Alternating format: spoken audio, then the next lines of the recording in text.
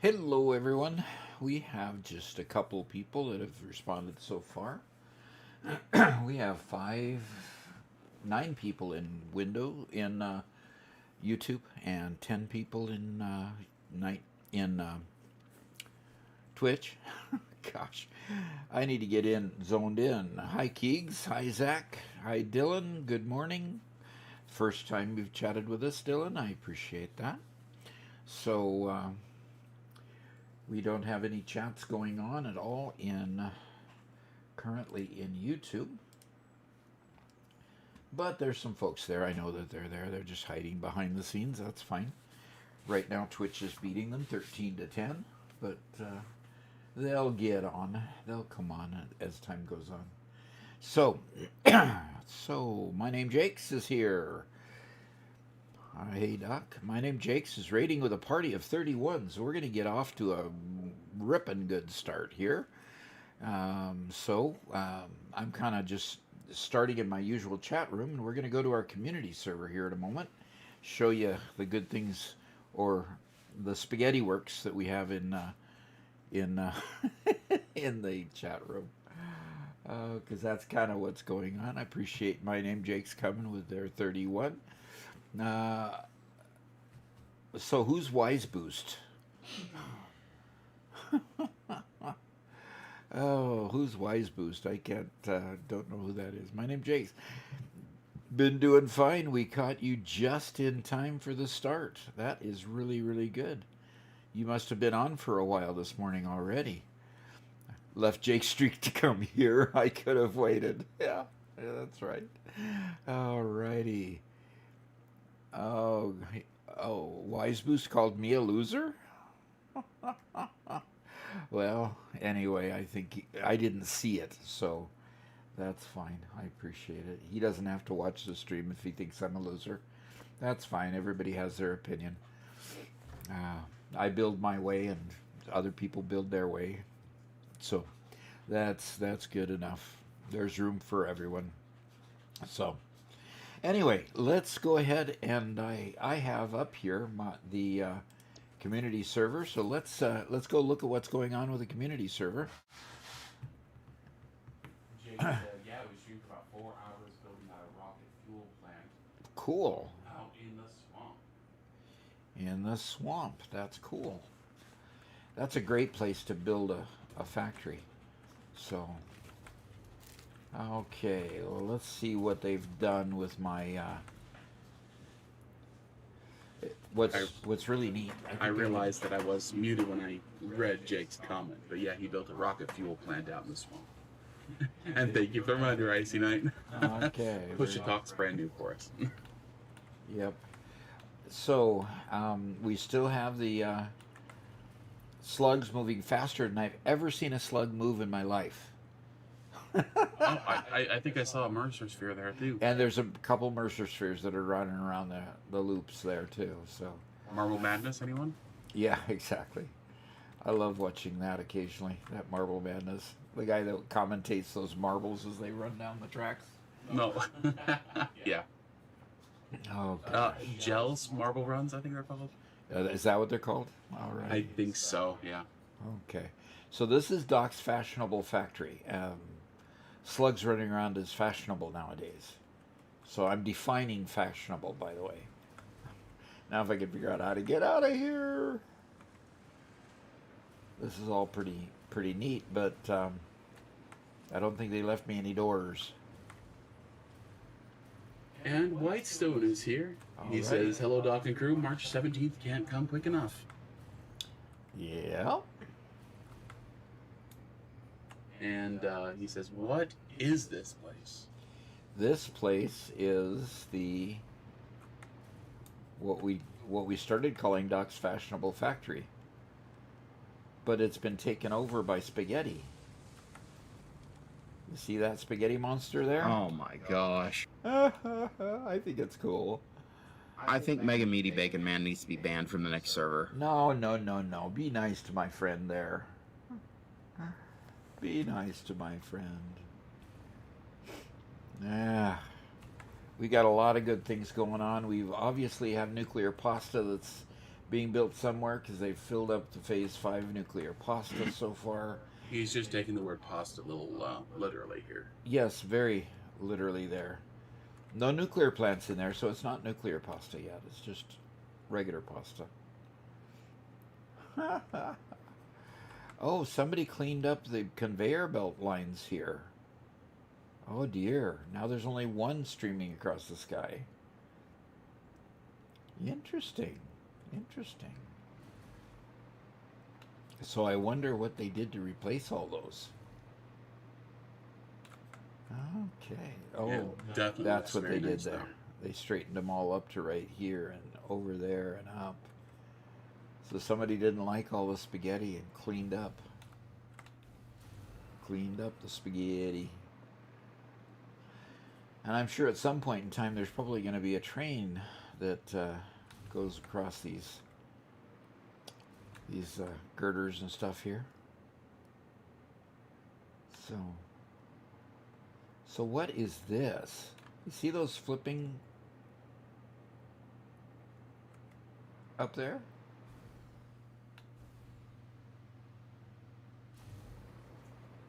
Let's see what those are. I got to get closer so I can get some flight. Didn't realize we had gyroscopes in the game. Exactly. Looks like they're... that is just too weird. They're water pumps. Yeah, they're water pumps.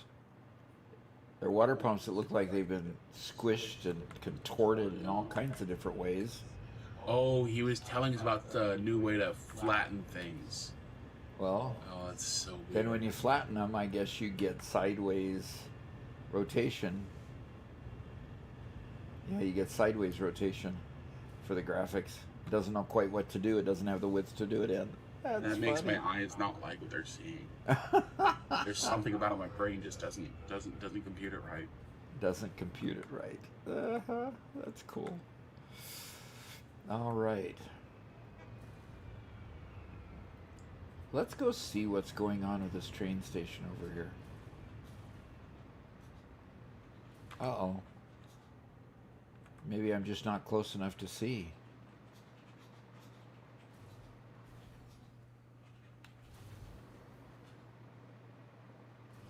There used to be a whole bunch of factory over here. I thought anyway. Oh. And it goes straight over there, and it's all full. Well, it's either not dropping off or something. There's got to be a train station over here somewhere. Come on, draw it in. Okay, keep drawing it in. There it goes. There's enough enough happening on the server now that even the server's struggling to keep up a little bit. So Chinko says, I fixed all those conveyors, and that was the original plan, at least in my head. Just didn't start that way because I needed room to ensure that we had enough room for the coal plant. Okay, cool. Alrighty. And Pilot Slot says, this looks a little bit more like Roller Coaster Tycoon than Satisfactory. Yeah. That's what happens when you let Mega Meaty Bacon Man loose in an area. Oh, look at what we got going down here. Yeah, it looks like a bunch of coal generators down there too. Adding to the power structure. Yep. One Metal Fist has an update on their alternate recipe only run. Says, big news, we've moved to the next level. I've already unlocked the alt recipe for packaged fuel. I can finally start building fuel generators. Right now I'm prepping the area for the power plant. All right. And look at those nukes. We have Very some nice. nuclear down here. So if I hop on down here and look at a power pole, let's see what, oh look, somebody wrote. Okay, let's look at see what our power stick looks like today. Well, our usage is clear up here still. Our production is here, and it's frighteningly close to our consumption, even with those nuclear power plants. So there's a lot going on here, and the power infrastructure definitely needs help. So what's this saying down here? Shovel? Oh, that was for Spencer because, or was that Garrett? No, that's for Spencer because you said there's no shovels in Satisfactory, and so he put a shovel in Satisfactory. That is a shovel in Satisfactory. There you go, Doug. Okay. So this is got? Got shovel. Got shovel. Okay. And we've got a little bit of spaghetti works down here with a coal power plant over here and a nuclear power plant over here. Icy Night Redeemed Hydrate. All right. So what are we drinking today? We're drinking, this can has been a little bit challenging getting in here. What is the purple? I don't know. Is that the Ultra Wild Passion. It is great tasting. So I ordered 6 cases of it. I, on the other hand, am having some freshly made Jamaica, which I brewed up last night, chilled overnight in the fridge, and it is delicious. I need to find a little Mexican store near me so I can get some more because trying to buy this online is super expensive. For those of you who don't know, Jamaica is just hibiscus tea. And Robert gets on me for drinking tea. It's hibiscus. It's Jamaica, okay? Just call it Jamaica. It's totally different. It's not tea. It's Jamaica. You steeped it, It's Jamaica. and you poured it into a pitcher and called it Kool-Aid. I think you're being racist towards Mexicans right now. Oh, dear. This is definitely Jamaica. Guess who's invaded this area too? Look at those pipes. Okay. So let's go down So and the take a pump's still closer there? look here. I bet you those are the ones floating in the air. Wait. Nope, they're still there. They are still They're there. just tiny. They're just teeny tiny. That is so funny. Look at that. Configure water extractor. And if I go to configure it, it's pumping full speed. It's working. Yep, it is working. The problem is it probably needs to be overclocked. Chico says, this is my little project area with the nukes because I haven't tried it and it actually worked for me. Cool. I found out the water pumps can only go so far out. So, Yep, that's true. And you probably need 600 per nuclear power plant. So you need to overclock those. Because it needs... ooh, they don't need fuel. No, they aren't overclocking these plants. They don't need quite as much. Okay. I think only need 600 when they're fully overclocked, but yeah, Well- they're struggling with fuel at this point. Yep. So these aren't making power at the moment because of lack of fuel, not a lack of water. But these over here are running, or they were. 2 of them are anyway. 3, Yeah. all 4 of them are. Yeah, those are going fine. Well, I mean, as we And found, producing a good amount of waste, just like our dogs do. no, yeah, as we did find with nuclear, because you use, I think it's 0.2 per minute. The manifold literally takes hours and hours to spin out fully. Yep. So that's probably what's going on here. Yep. Well, it's cool to see. Keep it going, because gosh, we really need more power in this world. On a slightly different note, the new Resident Evil just came out. That's a game, right? Yes, it is. And it's a very good game. I have multiple of the Resident Evil games, and I love every one of them. Okay. And you should absolutely play it. People would love it. People would love me playing Resident Evil, huh? It's a zombie game. Oh.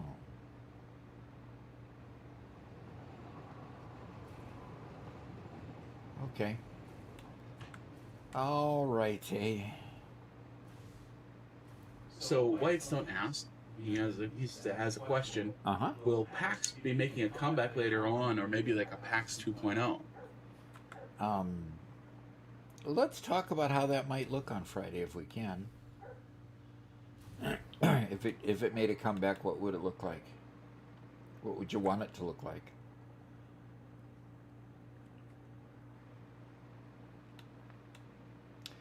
I love the PAX world. You know, I really did. It was coming along very nicely. I love all the bright lights in this one. It looks like we're really making progress. I think the fatal flaw of PAX. First off, I loved it as well. I think the architecture there, it was really coming along really well. I think the fatal flaw was, while I liked the super hyper modular factory concept, the fatal flaw was trying to build one gigantic mall to handle everything. That introduced a logistics burden that I don't think we could overcome very well. Well, we definitely didn't finish overcoming it, that's for sure. We were trying to, but didn't get there. Yeah. And I think just the time it would have taken to build out the logistics to make all that work just made it unfeasible. So I think if we were to do a PAX 2, we could retain some of the all-enclosed builds sort of concept in order to kind of promote the style of building we had, but then allow us to also be a little more distributed and not confine us to the logistics which broke down. Yeah. And so Whitestone says, I miss my rails. Yes, you did a very beautiful job on the rail system. Well, what I was about to suggest was that the central theme might be building a rail system across the entire world, a common flexible rail system that everyone can use to get everything where they need it to go. Yep. And then name each station by what you can retrieve or what you can or what you can deliver to various places. Yeah, I think that'd be cool. I think it would be really cool.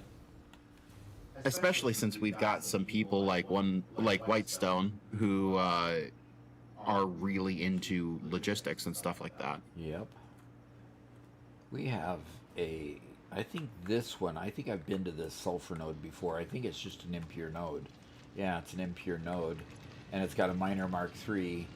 And it's, it looks wimpy on these fast, conveyor belts. But it looks like it's adequate enough because it's starting to back up. And then there'll be a massive amount of usage, I suppose, and then it'll clear out again. Or my presence just decided to back it up. I don't know. What? It was working fine until I got here. You know how that works? Why did it just decide to back up? Oh, Chico says it's doing enough because it's going to the train. Okay. Is there honestly somebody that just deleted this particular part of the conveyor here? I think they're connected. Okay. I mean, nothing's moving, but... Yeah, but it's full down here, and it's full up here, and so you would suspect that they are connected, but Yeah, just nudged. Maybe nudged out of place. That's too funny. Yeah, Chico says it is working. Okay. And it must have filled up the train station because it decided to stop there for a bit. Kool-Aid Clarkson asks, do we know what's changing in the 1.2 update? Only they are really not providing a whole lot of information that I can tell, other than the fact that it's going to be released in experimental on March 17th. So I'll have to open up my experimental branch and at least make some videos on what's changed so far. They're going to come out with a 10-minute. Oh, thank you, Jay Sanderson. Appreciate inverted look. Oh my! Will you find out how much time Canadian $10 buys him? Oh. It's about an hour. No, it's not. Oh. Okay. Yeah, $10 US would be 50 minutes. 50? $10 US would be 50? I thought it was just a straight hour.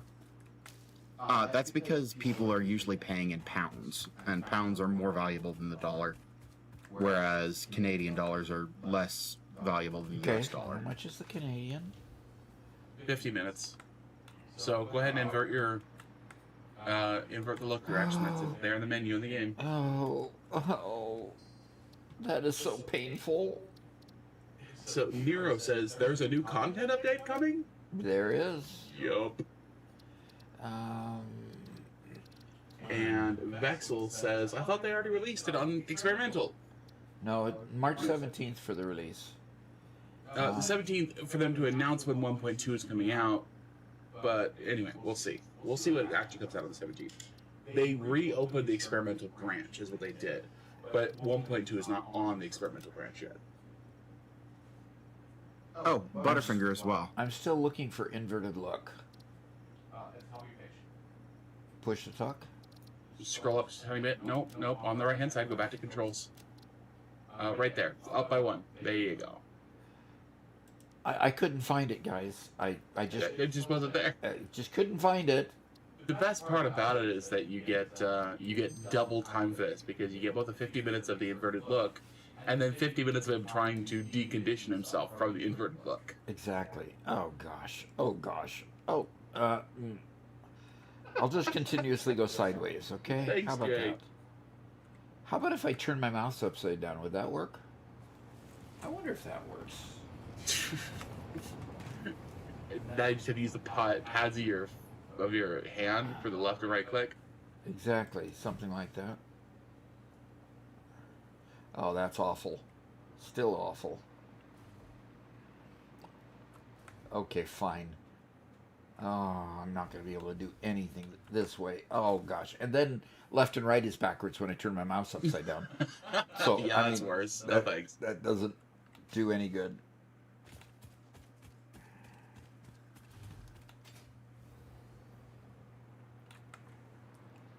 Okay, I was going to go exploring more of the map. See what else. There was a... Is this a hypertube? Or a pipe? Yeah, that's a hypertube. Whitestone is claiming that we might be able to daisy chain machines in the future. I hope so. I mean, that is just the fact that you've got to put a pole there and then put a line to from the pole to each machine. I mean, come on, you can daisy chain outlets in a regular system. Why can't you daisy chain the stupid machines? Yeah, that would be wonderful. I think there's a mod that does that anyway, isn't there? I've never used it, if there is, but I thought there was.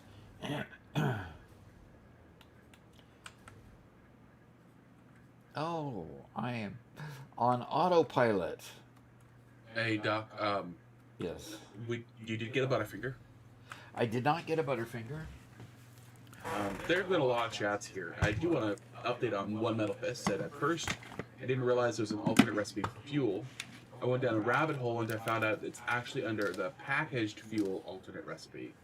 The process uses heavy oil residue and packaged water to produce packaged fuel. Then I can send the packaged fuel to a packager to unpack it back into fuel, which I then can feed my machines and fuel generators. Now, that's a good way around Robin Hood's barn to get there. And he says there's an alt recipe that lets turn rubber that you don't need into plastic. Great if you're short on plastic. You just feed the extra rubber in the machines, converts it to plastic instead. Really great recipe.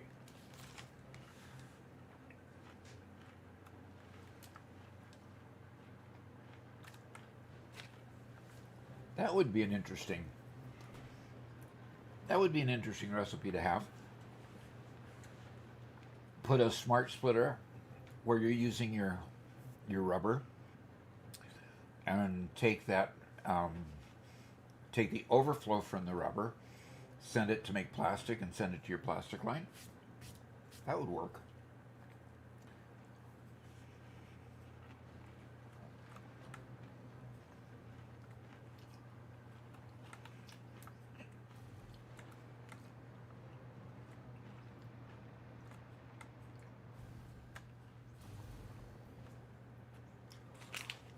Apparently, somebody asked about daisy chaining in chat during one of the dev streams, and Michael said, I can't speak on what's already in the game. So, people are seeing that as maybe daisy chaining's already in. So, 40 stream watch streak for Lexi. All right. That's pretty good. That's at least 20 weeks in a row, because we usually stream twice a week. That's pretty cool. 6 more weeks, and she's a half a year. That'd be cool. Okay, come on. I need to switch to this, and then switch back.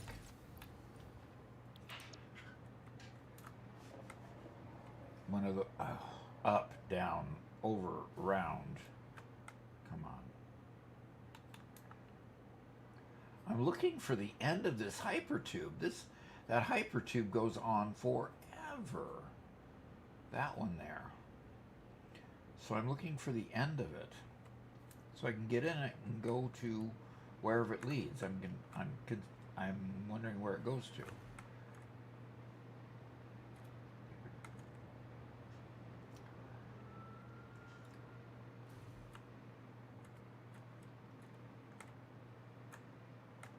Boy, this is tricky. Inverted look, not being able to.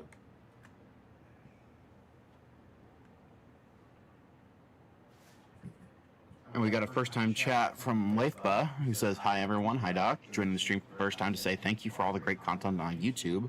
As a beginner, it's very helpful. Cheers. Fantastic. Thank you.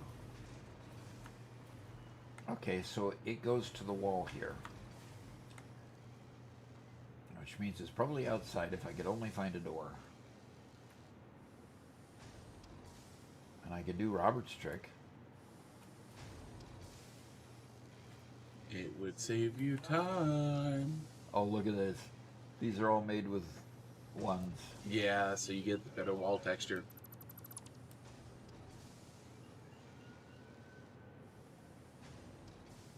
First time chat from Leifba says, hi everyone, hi Doc.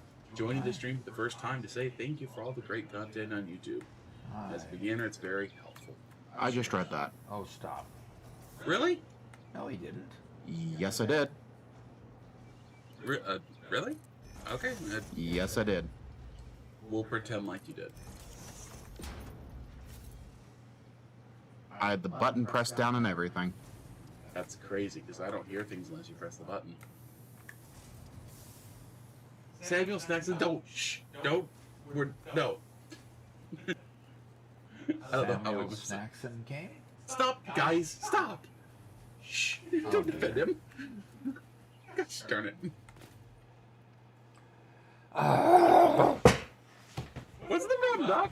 Inverted. Okay, sorry. You're not sorry. You're enjoying this. Yeah.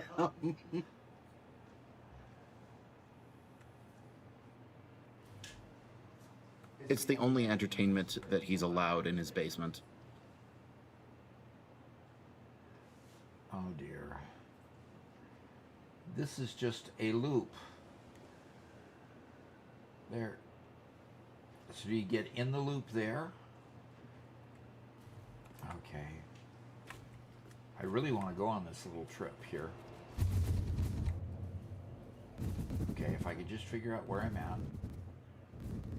Okay, I'm going round and round and round, and I've got to go. I think this is a mistake. Okay, how do you change? You go E here. There we go. Hey, it worked. That's a. Where am I? Somehow I'm clear out in the Dune Desert already. My heaven's sakes. Yeah, that entire thing was to make you go through the same cannon over and over and over again until you reached infinite speed. Oh, really? So, what are we making here? Are we making powder shards here? We are. We're making power shards, but not very many of them because we are full. buggered up. Yep. Did you see how he did this? He put most of it underneath. It's nudged down. Yeah, he punched it I like down that. Looks better underneath. that way.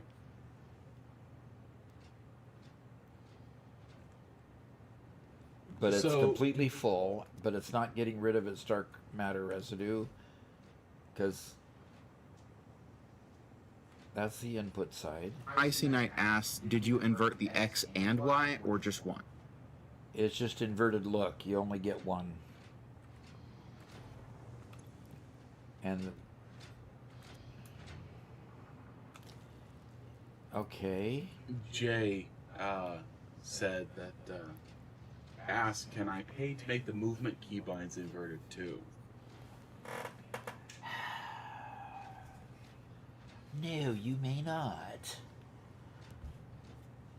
Torture is bad enough with inverted. Doc is weeping on the Yes, I inside. am. I am definitely weeping on the inside. I don't know what to do about this mouse situation, and I would really love to unclog this this encoder so that it can start producing, but it, you know, the input. Come on, mouse. Would you work properly?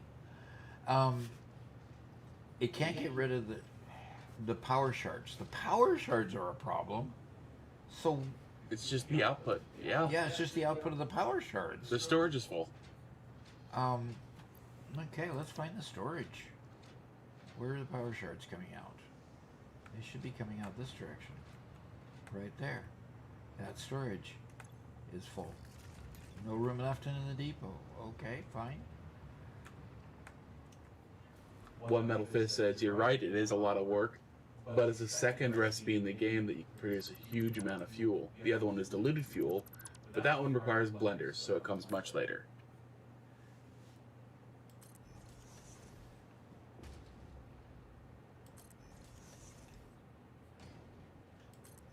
Yeah, so, sorry Samuel Snacks, I didn't get to your question, but yes, this is the member server. As Icy Knight said, we have a member server both for Minecraft and Satisfactory, if you are so inclined to play either game. If you go a member, like El Tastro just did, subscribe with Prime on YouTube. Yep.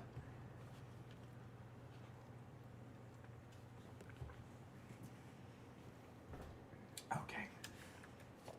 Whitestone notes that true inverted would be turning your monitor upside down, but we don't do that these days.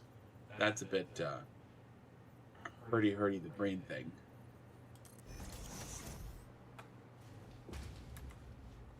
In fact, what we end up doing when What did you just say? Hurty the brain thing. When we invert Doc's monitor, which we can do on his computer, we then go into OBS and re-invert it so we can watch it up right side up. Otherwise, it really does cause a lot of hurt. Gosh darn, my brain's not working.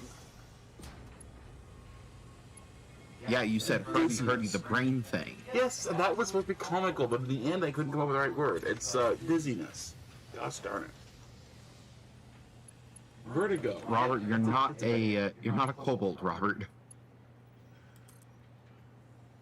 Sometimes, Garrett. Sometimes I wonder. Whether you're a kobold or not? Whether my brain functions only that well. Well, I wonder. Sometimes too.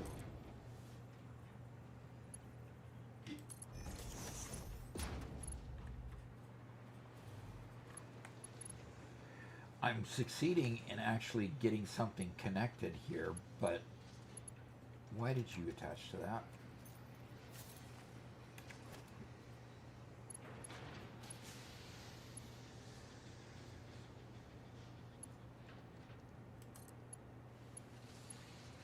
Oh, come on. Up. Ice Knight says, are you building with Mark II when you have access to Mark VI? Ah! It's been a while since I've been on this server, and obviously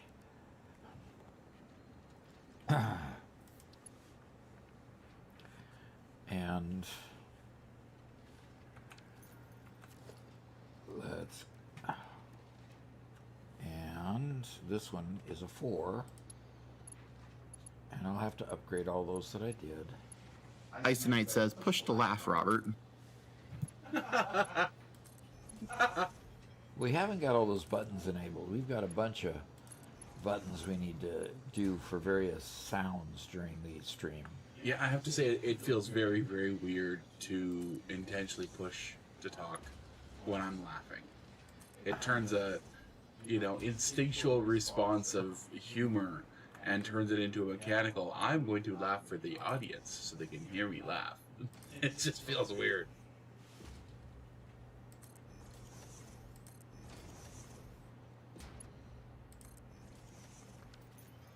No, just get used to it, Robert. It'll become natural. Sure. All right. I've got them coming up to the top, which means all the others are connected good. Now let's go see what our machine is doing down here. It is functioning again. Success. All right, we got a hype train going. How did that happen? Doug did 100 bits. That was last stream, right? Yep, that's from Latastro subscribing. Okay.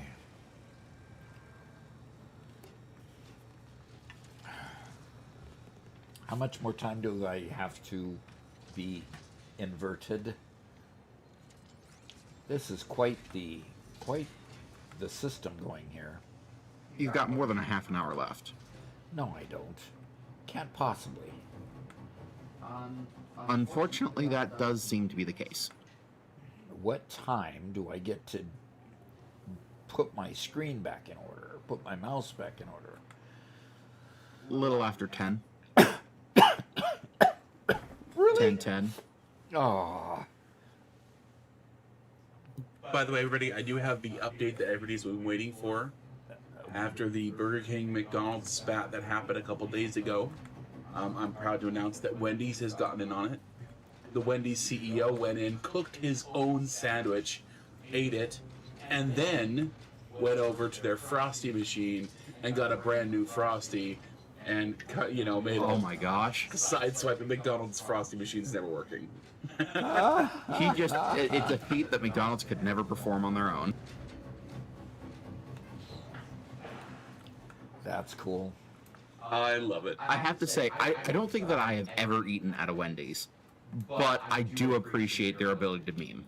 Okay, here is another landing pad, and notice that it does not have the things going around the circle.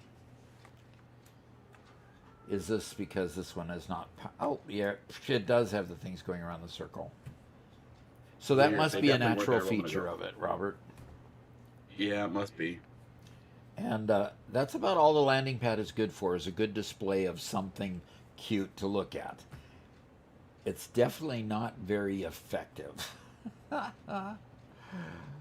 You have to be able to be sure that you're landing in the same place every time. Uh-huh. And had a lot of fun with it when I was building a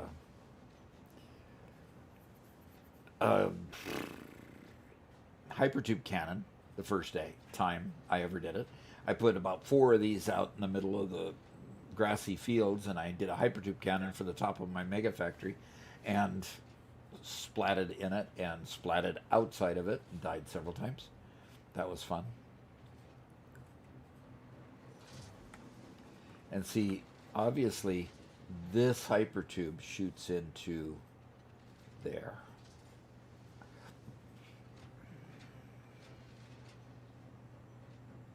I cannot control my mouse.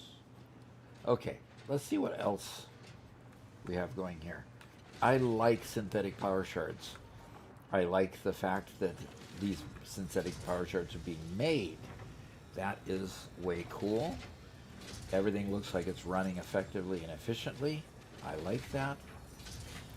I've got way more power shards than I need, so I'm going to go throw some in these storage containers. Pika Warp says, "Hi humans. Hi Wendy's humans. Is Wendy's is amazing for people with bread allergies. They have the packaging locked in to serve us like anyone else." Cool.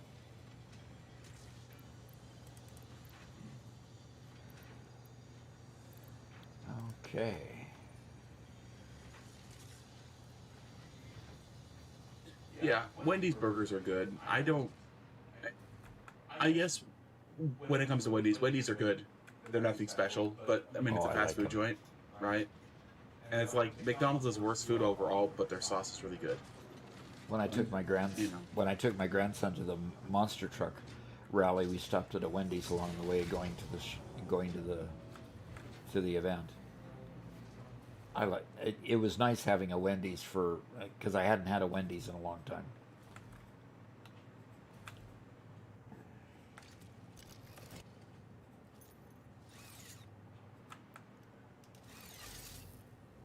Okay, where is the power pole? There's the power pole. There we go. I want to go that way. I don't want to go that way. Vexel just donated $5. Said turn on high contrast. To turn on high contrast. Is high contrast a mode, visual mode in Satisfactory? Well, let's go take a peek while I'm zip lining. Game. Vexel, if you could point us to how to get that. It'd be a video mode.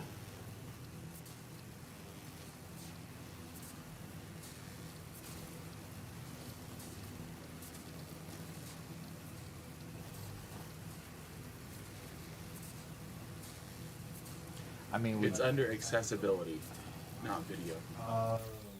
That would make sense. Okay. Uh-oh, I fell.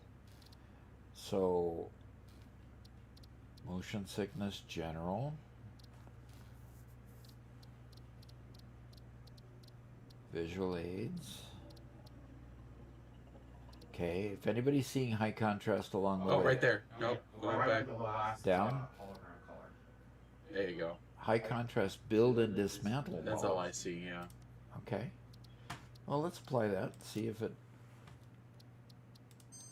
looks any different on my screen. By the way, I'm running on my new 5060. Try building cover. Yeah, pull out a holder. Why am I not staying attached? Oh, come on. Notice I'm flying upward. One of those server glitches again.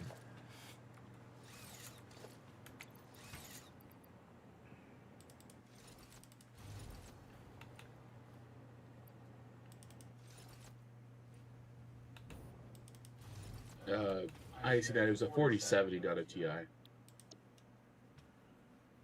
And really what it is we needed a card that's at least the 2000 series in our stream PC because it was previously on a 1060. We had to upgrade that one so we can use NVIDIA Broadcast on our stream PC. So our typical way of doing things is we always upgrade the best PC and flow hardware all the way down so everybody gets a minor upgrade every time. Yep.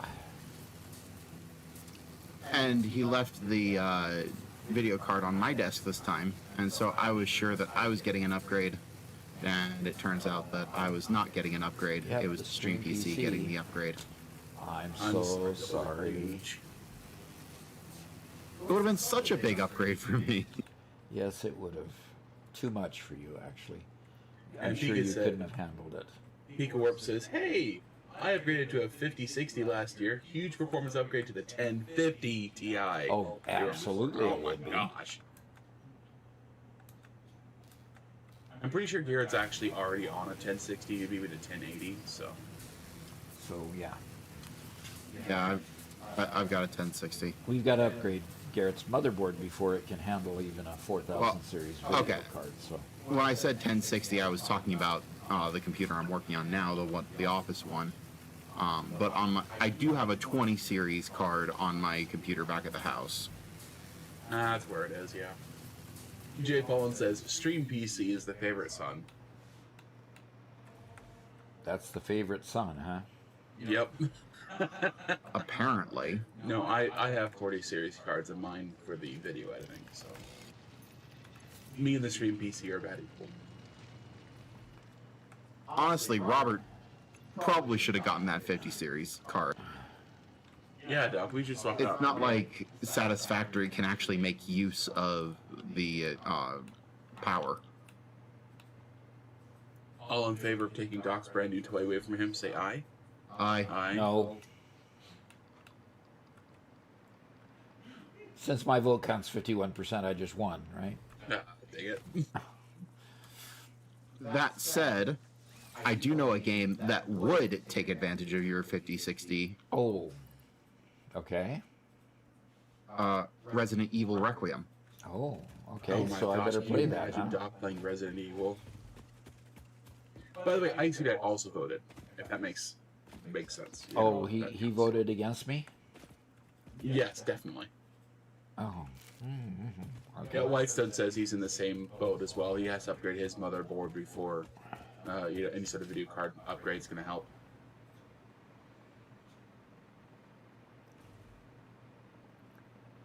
Do we And have... considering upgrading my computer would be like the cheapest thing upgrade that we could do, that's going to happen soon, right?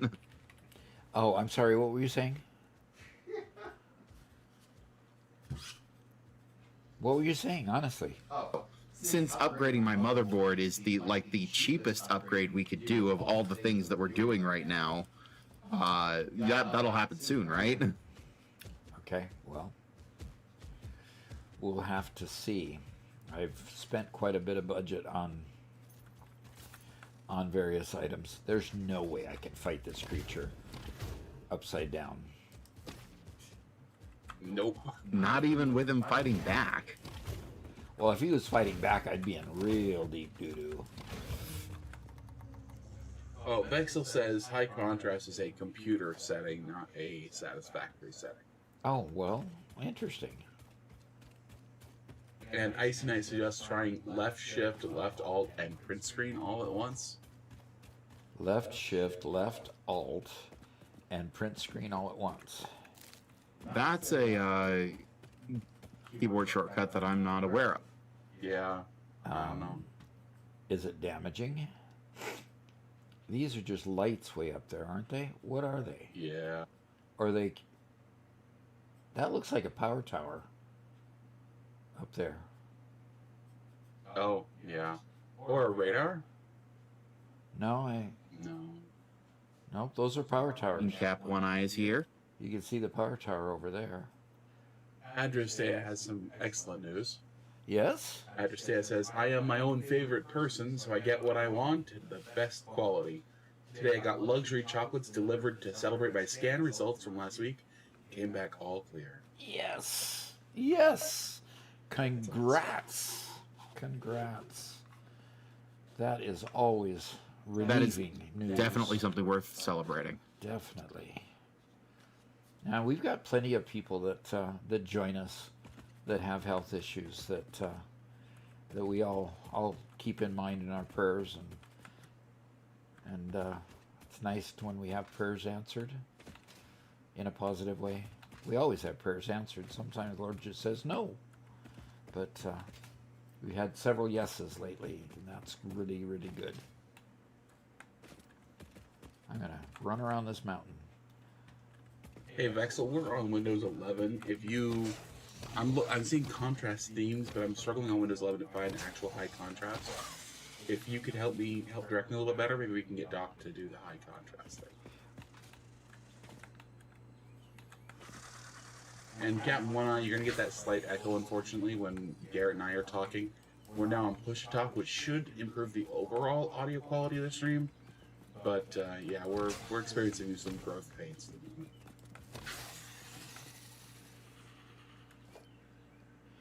Yeah, the echo comes from the bleed over from... See, Robert is just over a partition from me. And we're going to be working on remodeling a little bit, hopefully sooner than later. Don't have a specific time frame. But remodeling and putting some soundproofing in here so that the sound doesn't travel through the studio quite so much. And if we can do that, of course, we will then be able to isolate Robert's sound from my mic, for example. It's my mic that's the major issue because I'm fairly close to the center of the room. And so with our peaked roof, all that sound gets reflected to my mic. All right, I am going to go back to the hub. I'm kind of way out. Going to go back to the hub, and I'm going to destroy our record of so many days without an incident. But, oh, come on. Do you really think that that's getting up above 1? Oh, it will. It does. So let me go ahead. I'm going to go ahead and get off the server. I'm not sure that anybody's with me on the server right now.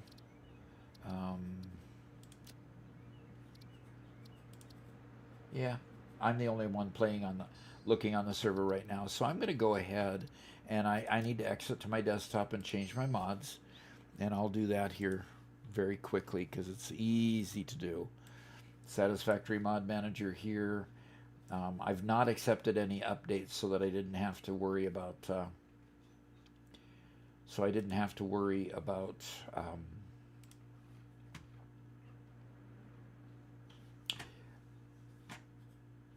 About upgrading the server for the moment, and forcing other people to upgrade. But if other people need me to upgrade so that I can get those, if you've upgraded yours, I can certainly go ahead and upgrade. That's no problem. Okay, let's get Satisfactory up and running again. Oh no. Oh no, that's the worst. Oh no, what? I figured out how to do it. Ugh. And it looks bad? Look at this. I don't understand why Windows Explorer takes so doggone long just to read a directory. It's frustrating. It's because Windows has become a terrible operating system. No, let's not go there.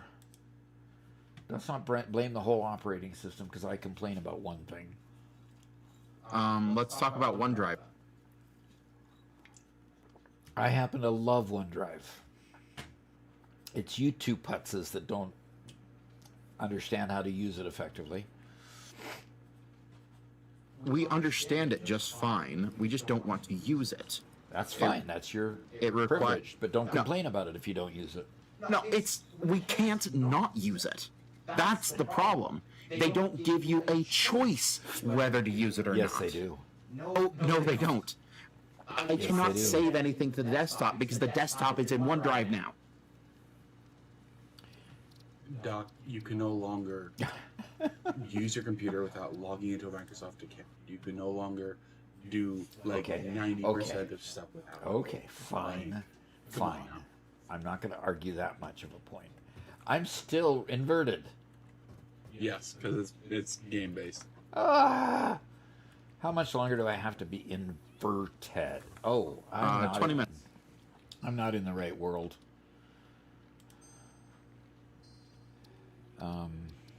I need to load a game. There we go. I need to load this world. That's the world I wanted to go to.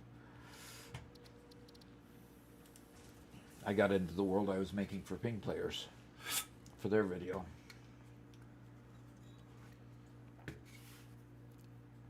And by the way, this is a good opportunity. We were playing on a ping player server that whole time. And playing on a ping player server is really a sweet deal if you want to play with your friends. Because playing with your friends really is a whole lot more fun than playing alone. Although I have fun playing alone as well. So use that Doc35 code if you decide you want to play with your friends and put together a team event or a multiplayer event. Use the Doc35 code to save some money. I don't know if I dared get out here. By the way, this is my skyscraper. And you can see several of my fuel-based power plants, rubber plants, and plastic factories down there. I need more of them, so I'll be down there probably creating some more. Because I need more plastic. I can't get enough of that stuff. Doc, I think you need to go to Windows, search for System. Open up the System prompt.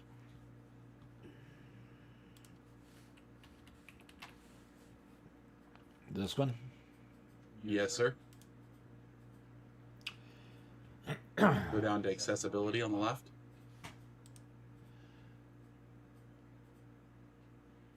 And then Color Filters directly to the right.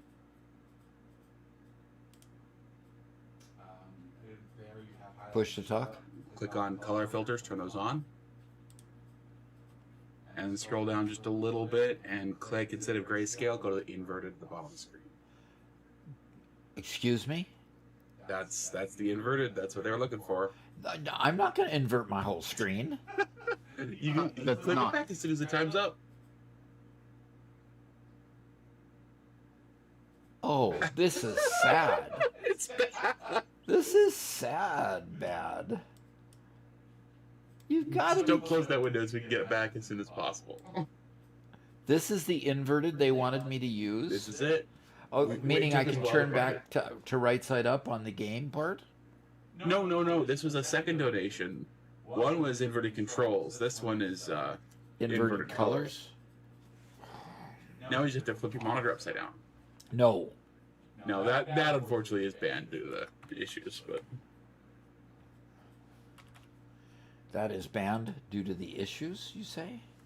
Okay, and I am now starting the high contrast timer. What? What? This is considered high contrast? this is This is it. inverted. This is not high contrast. This is inverted colors.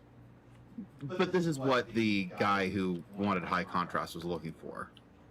Yes? No? Ecowarp says beautiful. And I'm really sad that Bacon isn't here to see this, because I'm sure he would love it as well. He would build an entire factory based on this. Yuck. By the way, Doc, you should take a moment to stretch and then play Productive Packer. No! Can you even play Productive Packer like this? You've got to be kidding me, really? I just got all the way up here.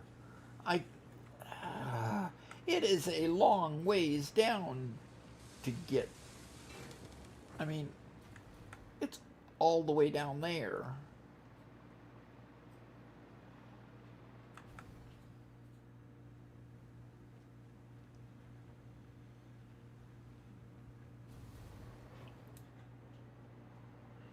See, that was hard to do, wasn't it? You know, the blue is bad enough. This puke green is pretty bad. Pretty terrible. I'm supposed to play Productive Packer with my mouse inverted. Really? You're expecting any modicum of success that way? No. I don't think success is what they're looking for.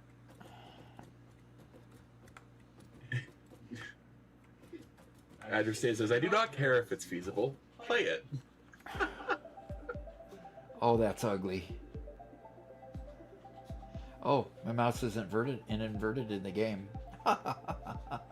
I overcame you. Before we start, Yes, sir. Daniel Gaming says, "Hello, Doc. Do you know when 1.2 will be fully released on Satisfactory?" Fully released, I don't think they've announced full release. They have only announced the fact that they're going to put it on experimental on March 17th. Don't know. I'm sure they're going to collect facts and data from their March 17th release to determine when they can release it full time on the main server. So, 1,500 points, Doc. For what? That's what you're aiming for. Why isn't anything working?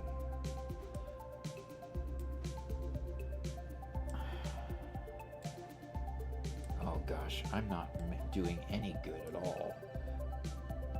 What is so wrong about this? I'm not... I don't know what's going on. Or why my mouse isn't moving properly. I don't think it's your mouse. I think it's your brain-body connection.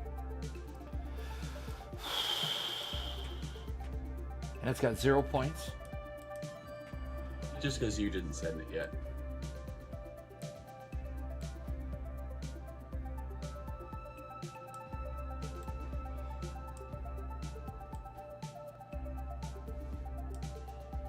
Icy Knight says, "Wow, a lead per minute, come back to being blinded." No kidding.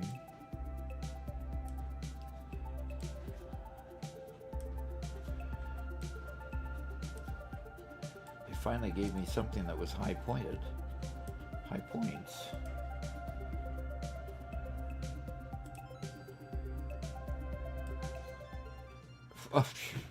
So what's wrong with my mouse? I don't think there is something wrong with the mouse. I think it's an issue with the high contrast and the shadows or something.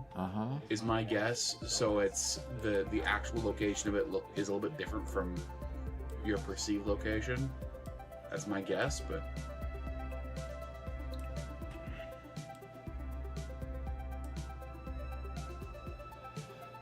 Of course.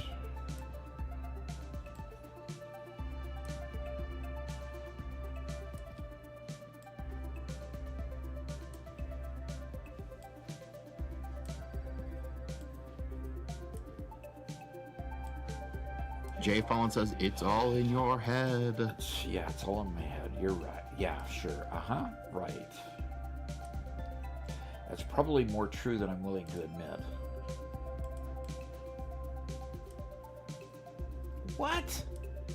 Why didn't that place? I dropped it right there. Oh, I'm getting really quite tired of how badly this is going.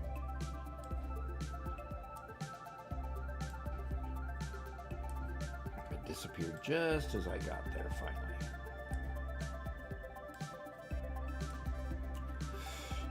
Everything's 2 points. Okay, yes, I see you rattling up there, so I'm losing, yes. Yeah, something is very different. luckily it'll be over soon. That's fine. Yeah, 470. Something is very different. I mean, the mouse just is sluggish. It's not moving. Cricket asks, is this just a funny mini game, or are there any actual rewards? Oh, it's just a fun mini game. Fun game inside of the game. I mean, it's entirely possible that the way Microsoft implemented this inverted thing, there's an extra processing layer that's causing some extra input lag. Yes. Probably, because there's no reason for me just scoring half of what I was scoring. You know? Well, except for complete lack of practice doing things inverted. But yeah, shadows are really seem to be messing things up. Okay, I'm starting to get sick to my stomach trying to play this way. You have 5 minutes left on inverted mouse. Is it the colors that's the problem, or is it the mouse that's the problem? Both, I'm sure. I'm sure both together are causing, because I wasn't having a problem with inverted mouse at any other time. These colors are just driving me. Okay. Well, I'll tell you what, we can cancel any of these challenges at any time, okay? It's still being done by your own willingness. Okay,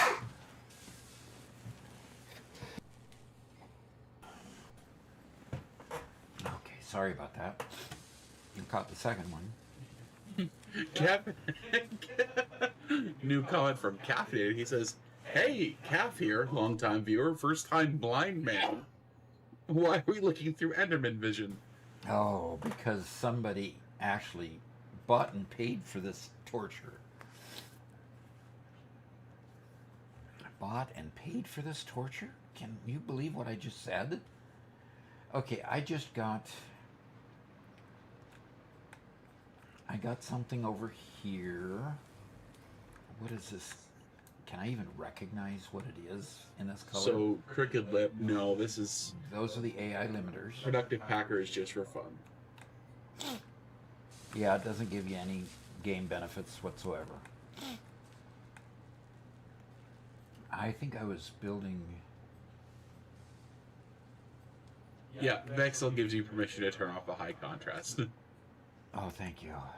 I think in the future we'll place high contrast with upside down screen as a ultra high tier unlock that we only do on subathon days. Wow, that was quite the experience. Not one that you necessarily want to repeat. Push to talk. Yep, that is true.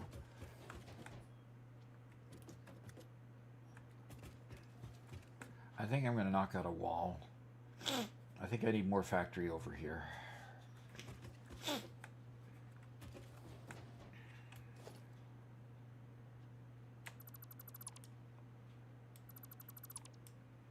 I don't think I dare hit the control key and try to zoop myself into destroying things right now.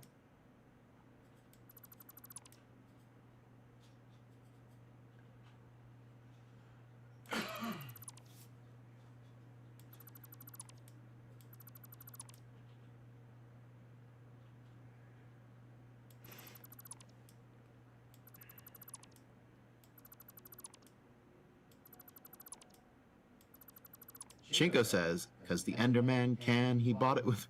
Oh, gosh. I can't sing it, but I heard it all in the... Because the Candyman can. Yeah, is that... It's so funny, but I can't actually sing it. It doesn't quite fit.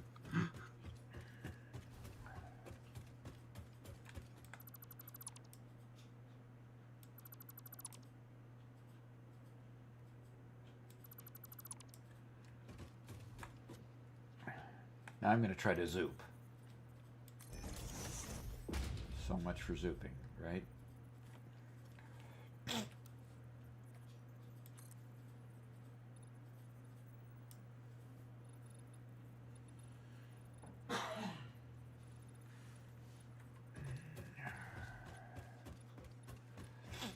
Okay.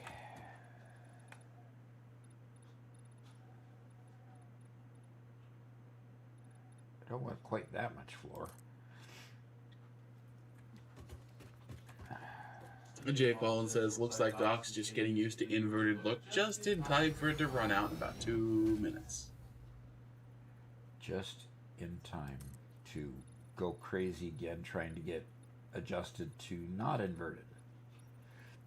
You know, there was this one time somebody had me go inverted, and so when the thing was over, I took a big sigh of relief, and then I went into the options and I clicked to turn it off, and I forgot to hit apply, and I was wondering for the next hour why I couldn't adjust back to being not inverted, but I was still inverted. That's really funny. That was terrible, Robert. It's not funny. It's really not funny. You are Sounds sadistic. hilarious. You're just sadistic, Robert. The whole internet is sadistic.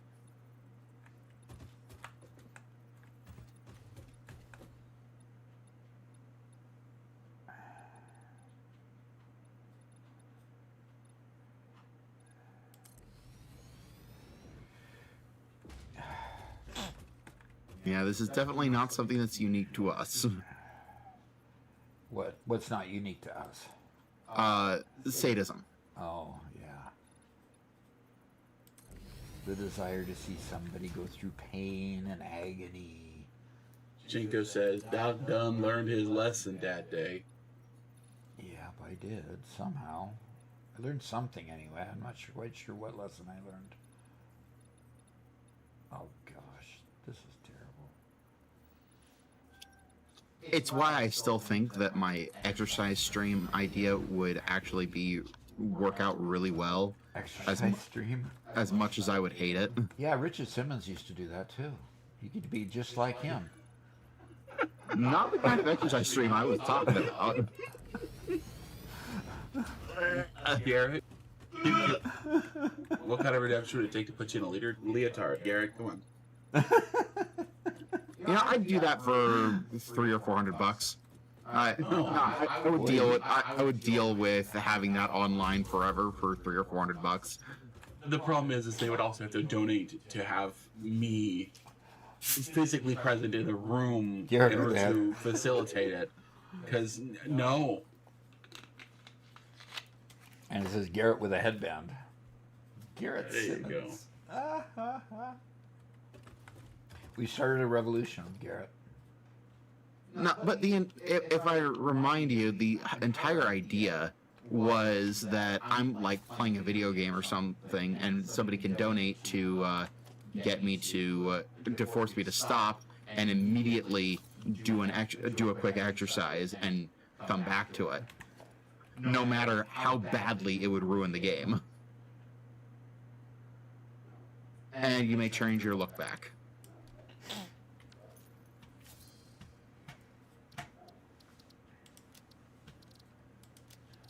David, I adjust the mic volumes. Hopefully this is a little bit better than what it was previously. I was actually watching just a random video, but a guy was saying, you know, they were playing Magic the Gathering, and one guy said that at one point he used to play push-up Magic, where whenever he lost health, he had to go do a push-up, which was funny until then somebody says, well, what if we were to do treadmill, where every time you lose a life, you increase your speed on the treadmill. Oh dear. Yeah. And increasing this speed on the treadmill made him lose more. I'm sure it would. Which increases speed. Oh wow. So the end of the game is just both players just running full out trying to play. Yeah. We're getting too many bad ideas for our next subathon, Robert. Too many. And that's supposed to be coming up here in a week or two. Well, we haven't done any planning whatsoever. A week or two? Yeah, it's supposed to be beginning of March. I did hit the apply button that time, by the way, guys.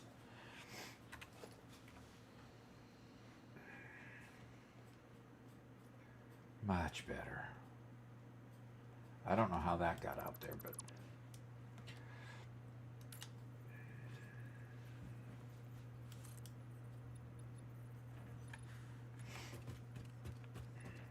You know, I never thought I would ever pick so many flowers in Minecraft. Why are you picking flowers? Because I'm making a freaking garden. Not just a normal garden, but a frickin' one, huh? Yep, a friggin' one. Friggin. It's a new thing I invented. Oh. All right. I have now room to make the adaptive control unit? No. What is that machine?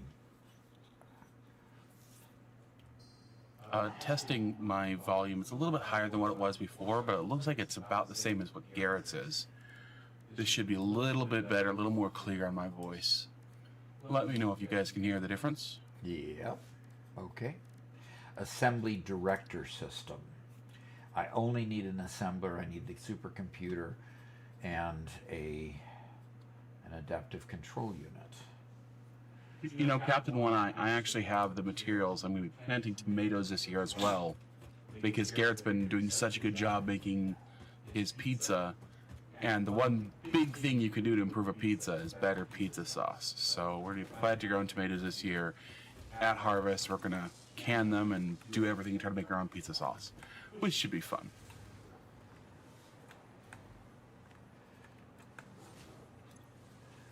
Huh, very good. Yeah. I am just going to run this.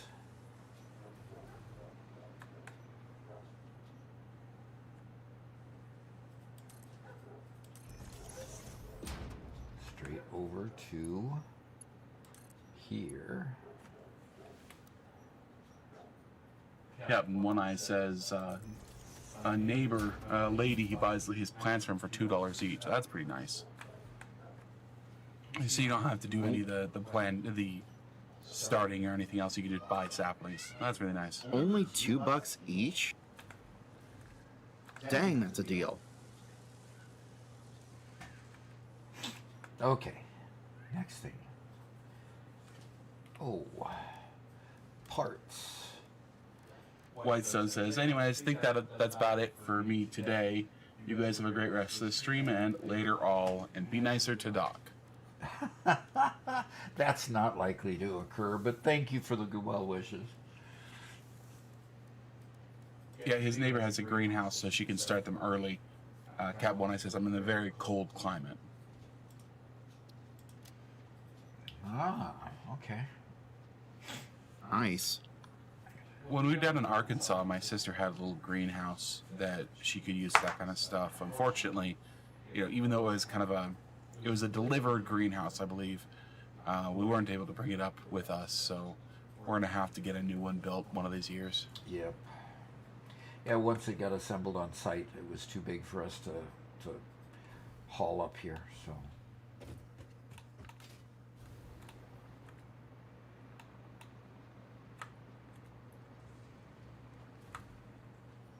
One Metal Fist says, guys, don't know if you heard about this, but in Utah they passed a law that could require age verification, possibly even ID, to download certain apps. It puts responsibility on platforms like Apple, Google, and Microsoft to verify users' ages.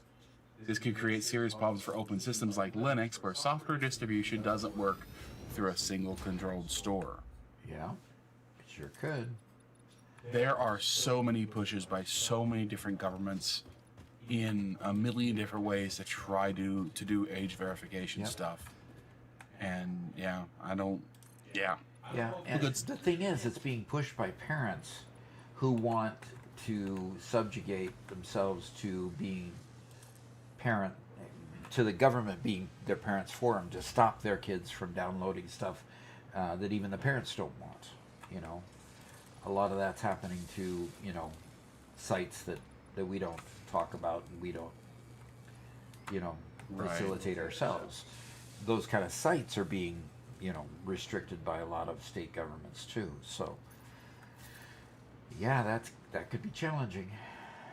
Yeah, I generally think that age verification is a good thing, but the fact is that most legislators today don't know enough about the systems to implement it in a way that won't completely disrupt the economy, or just without causing major issues. So they're going to go in and legislate a whole ton and just hurt a whole ton of people in a way that's unnecessary just because they don't know enough about the system.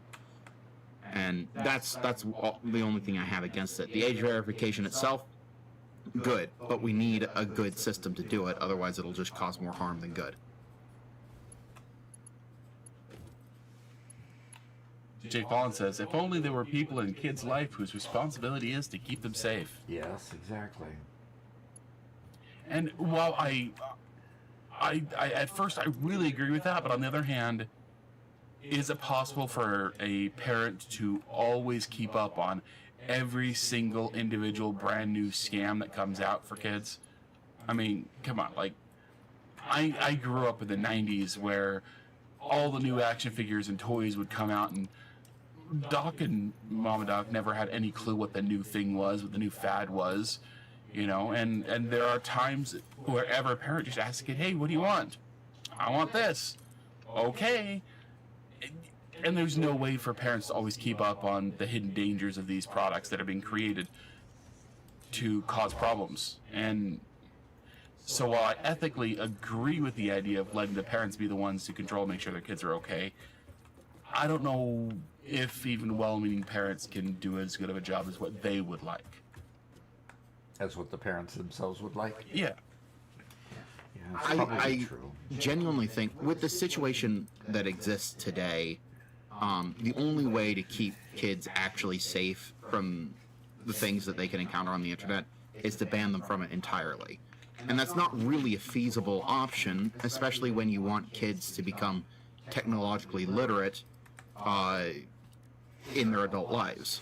And so that's why I think the whole age verification thing is a good thing. But, again, it needs to be handled appropriately. We can't just have a knee-jerk save the kid's reaction.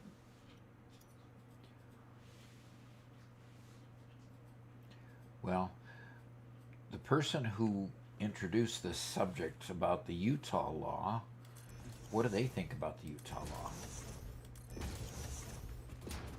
Yeah, who was that? One Metal Fist, well, their conclusion, their last sentence was, it could create serious problems for open systems like Linux, where software distribution doesn't work through a single controlled store.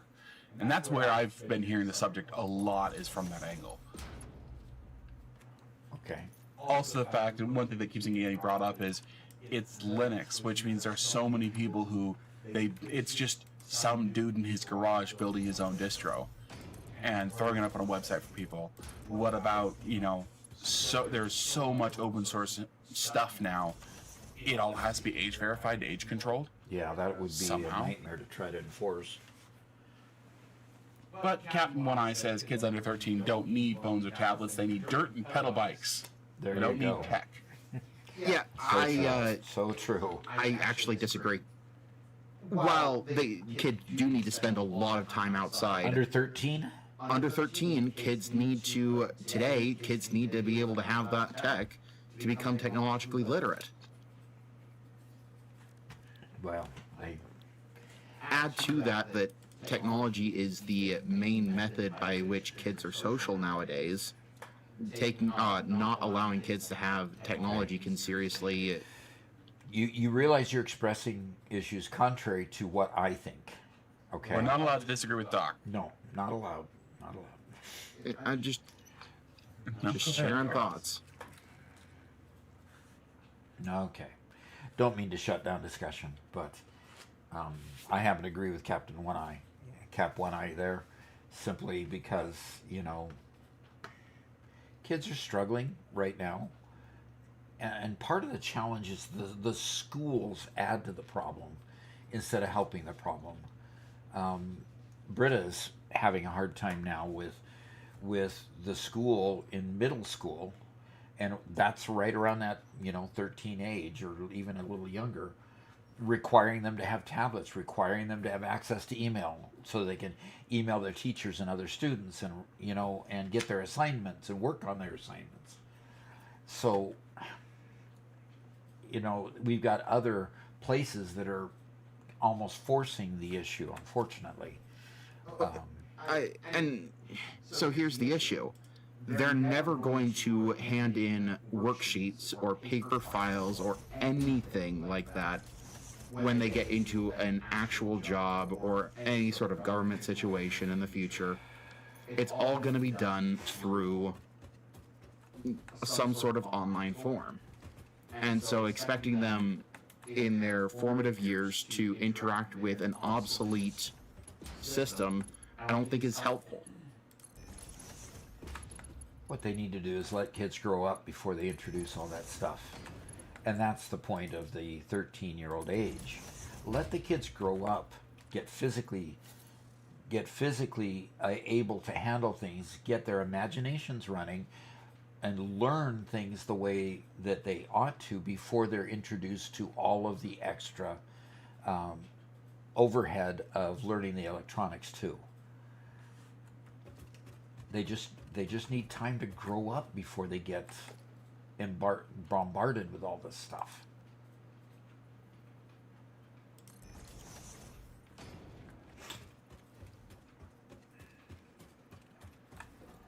Anyway, we can move on to another topic. Sure, if we want, yeah. I think it's an interesting enough topic to have some good nuanced discussion, because we're not talking about, you know, good versus evil here. We are talking about good things that we all agree on. We all want to keep kids safe, and we all want to keep a free and open internet. Both of those things are good things that we all want. It all just comes down to how do we implement a system to protect both the best way possible. Yeah, exactly. And it's a hard problem. Uh-huh. It's a hard problem demonstrated by the fact that all of us struggled to come up with a coherent idea of how that should take place.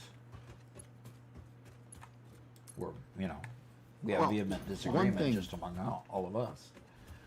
So I think that the age verification is a good thing. I just don't think that it's necessarily a good thing for that to be controlled by large corporations. I don't really think that they have the ability to control that, is the big thing, and to do it well.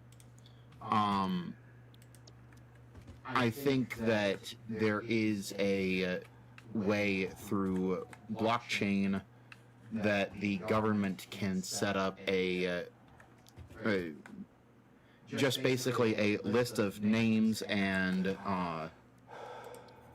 social security numbers that companies can anonymously check against it. So the company never actually gets any of your private information, but the government can still, but they can still double check that you are the correct age. Yeah, without having to submit because right now they're just saying submit a credit card. Well, credit card companies won't issue somebody under 18, so you can kind of sort out the under 18s, except for some of those credit. So a credit card is mandatory to get onto the internet? Sites. For some sites, that's one technique that they're using. That's all I'm saying. I'm not advocating that at all. I think it's quite annoying, actually. You know, me being 68, they want my credit card to verify that I'm over 18. And they don't have any other way to do that? Come on.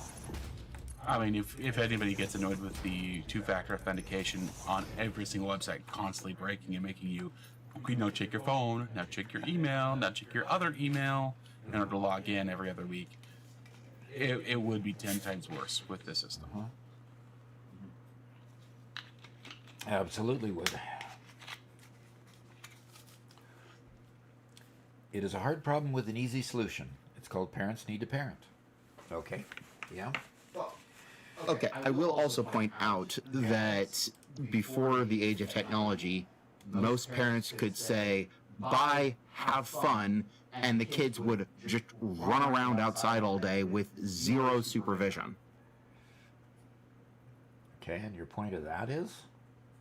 That suddenly parenting takes a lot more energy and a lot more time than it did in the past, because now we have to monitor actual technology usage.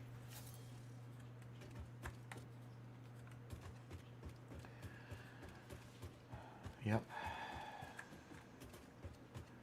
Yeah.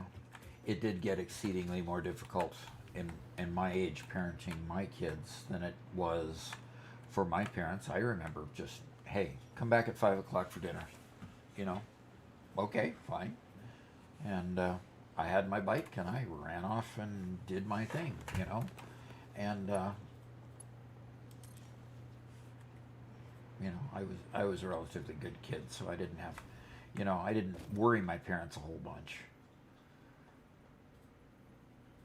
But Nowadays, gosh, you can't even let your kid run out so that they can sometimes even play in the yard without worrying about whether they're gonna, still be in the yard when you see them next time. That's, that's pretty terrible. So Ropsalot has made a couple of comments. Said, you're not even touching the surface of what people are doing.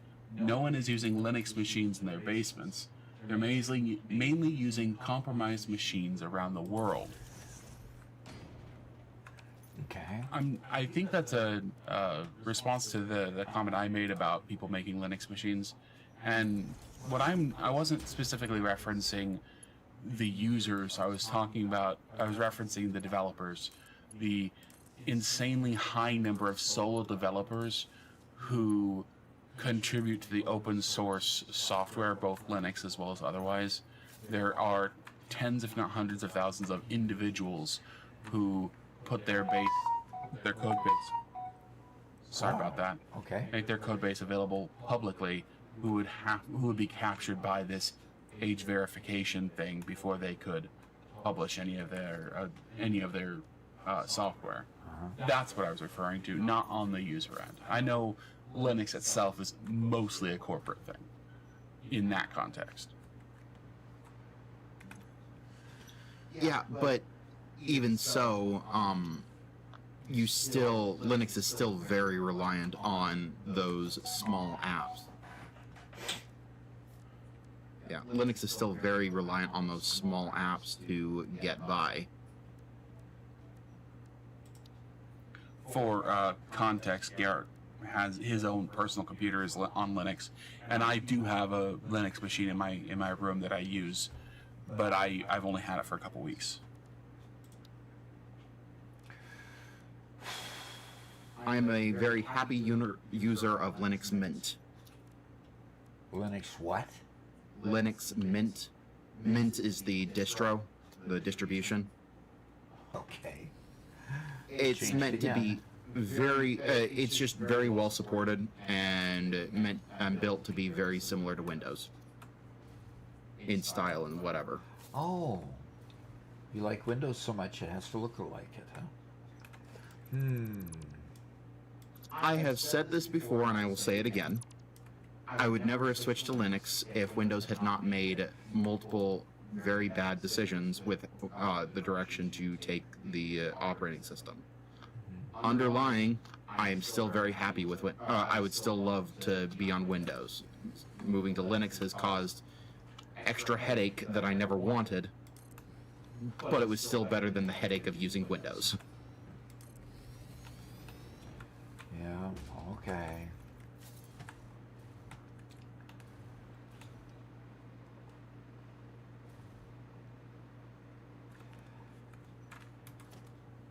Edristea says, I miss MS-DOS. Yeah, no kidding. DOS 5 was wonderful.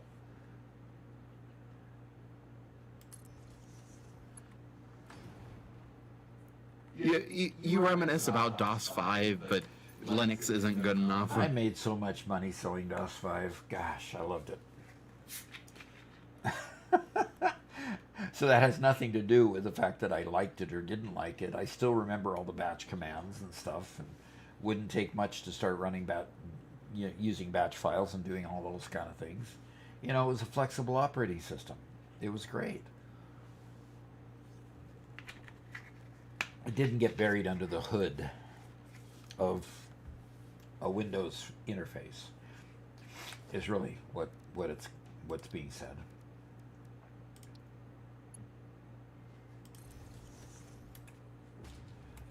Ropsalot says, I'm an open source developer and software and automation engineer. I'm not sure if you're referring to open source in the correct context, but MS-DOS is open source. It's open source now, huh? Interesting. And Vexel asks, have you heard of Let's Game It Out? Oh yeah. Oh yeah, I love them. They're fun. Can Have I you say, heard of Mega Meaty Bacon Man, who would, I'm surely love to be talked about in the same sentence with Let's Game It Out.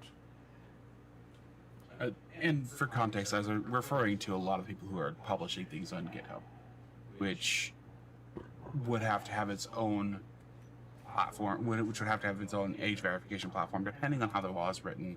We're talking so much beyond what any of us knows because the law itself hasn't been written yet, hasn't been implemented yet, whatever else.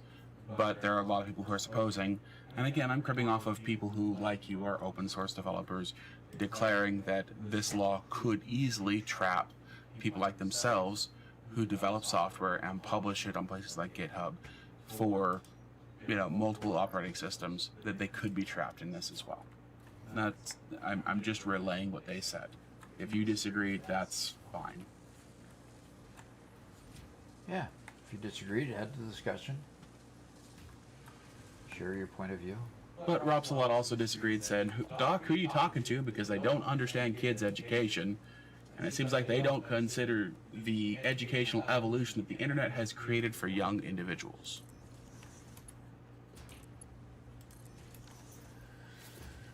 Yes, there's a lot of good education that comes from the internet. Very definitely true. My daughter, as much as she hates technology, uses it daily. The part that she hates about technology is how to keep them away from the garbage. While at the same time she loves the good that can come from it. Like everything, it seems like there can be perversions of any kind of system. So it's really a struggle between the good and the bad constantly. So you gonna check the dog too? All right, Robert's AFK for a moment. I'm sure there's a good reason. He didn't state it, but I'm sure there's a good reason why. It's probably his stupid Walmart order that didn't come yesterday. And hasn't come today even? Possibly? I hope so. Yeah. Yeah, Robert had a Walmart order, and they sent out the driver, and he gets Walmart orders all the time. He sends out the driver, Walmart sends out the driver, and obviously Sammy's out of the pen again. And she calls and says, "Which house are you?" And so he went out front and he says, "Well, if you're wondering which house it is and you're not in front of my house right now, there's a problem." And so as they were trying to talk her through getting to our side of Cherry Street, in the middle of all that, she Please says, don't dox us again. Anyway, in the middle of trying to tell her where we actually lived, she said, "Well, I'm outside of my delivery window. I've got to just take it back to Walmart." Hi. Sammy out again? Yeah, no. Oh. No, the dogs are fine. I was dealing with Walmart. Okay. Are they out there? No, the same driver got the delivery order and immediately texted me, can you give me your address? Because they're not given the address. Ah, so you gave them the full address so she could Yes. actually get here. And she could pin it on her own GPS instead of the one Walmart gave her. Yeah. Good for her. She's smartened up in a day. That's great. And if you get her again, she'll know about it. Hopefully. Hopefully. Good. So I was just telling your story. So Oh. later on, he got a new time to deliver it at 3:00. And what happened with that one, Robert? Oh, they just didn't have any drivers, and they said, your order will be delivered soon. All the way until 5 o'clock, and they gave us a notification saying, it's a little bit late. We rescheduled your delivery between 5 and 7. Then 7 o'clock came and went, and they just didn't do any updates. So when I got in here this morning, I rescheduled it for now when it looks like they're arriving. So. All right. Success. Third time's the charm, right? Now, normally we don't have this problem. Understandably, this is a unique issue. Usually the deliveries come off without a hitch. You just get this occasional driver that just gets sidetracked. And luckily, that one driver worked through it. That's good. I think it's that we usually get drivers that generally know the area, whereas some new drivers have to rely on their GPS. on the GPS Walmart gives them, yes. I guess, and Robert, correct me if I'm wrong, because you told me. I guess they only give the last 2 digits of the address, and they give them a pin, a Yes, pin location. That's what she described yesterday. Yeah. And I'm not quite sure how that's supposed to work, but it didn't work for her. So anyway, Yeah, and Walmart uses multiple delivery systems. So Spark is Walmart's delivery directly, but they also use, I've seen them use DoorDash before even, as well as a couple other delivery systems. And so all of them do it slightly different. interesting. Okay. No conveyors, by the way, from Lexi. Excuse me. Then let the band work from Jay Fallon. I better go ahead and put in conveyors as fast as I can in case Understay wants to spend the next 2,000 points. Oh, did I? She probably will.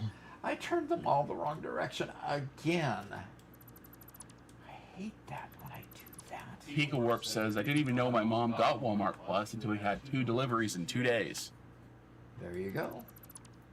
Done that one before. Yeah, we get Walmart Plus, but my wife likes getting out of the house, so a lot of times we still go shopping. But the Walmart Plus saves me money on gas. And we live in an area where we gobble up the miles, literally. So, Well, when we first moved here, man, like, literally, when we first moved here, I opened up my Walmart app, and it says, I'm sorry, we don't deliver to your location. I'm like, oh. So I immediately went in and canceled it. And then, like, 3 days later, it popped up and says, hey, we now deliver to your area. Nice. And so I signed right back up. and then when we had the real bad snowstorm, they also said we don't any longer deliver to your location, but that Right. changed a week later again. So we've learned that it's a somewhat flexible setting with them. Well, we should actually ask, whenever they have problems, we should ask what delivery app they use. Because we've been specifically told by DoorDash that they won't deliver to our area. Yeah. But Walmart will. And so I wonder if, in the case that they're having troubles, if they're not DoorDash drivers that Walmart is using temporarily. Those are smart splitters, Doc. Did I really do that again? Luckily, you can just control dismantle. Don't just...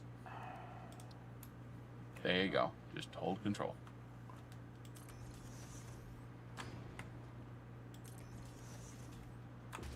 By the way, Adressea says to redeem it again would be too predictable. They're not going to redeem it now.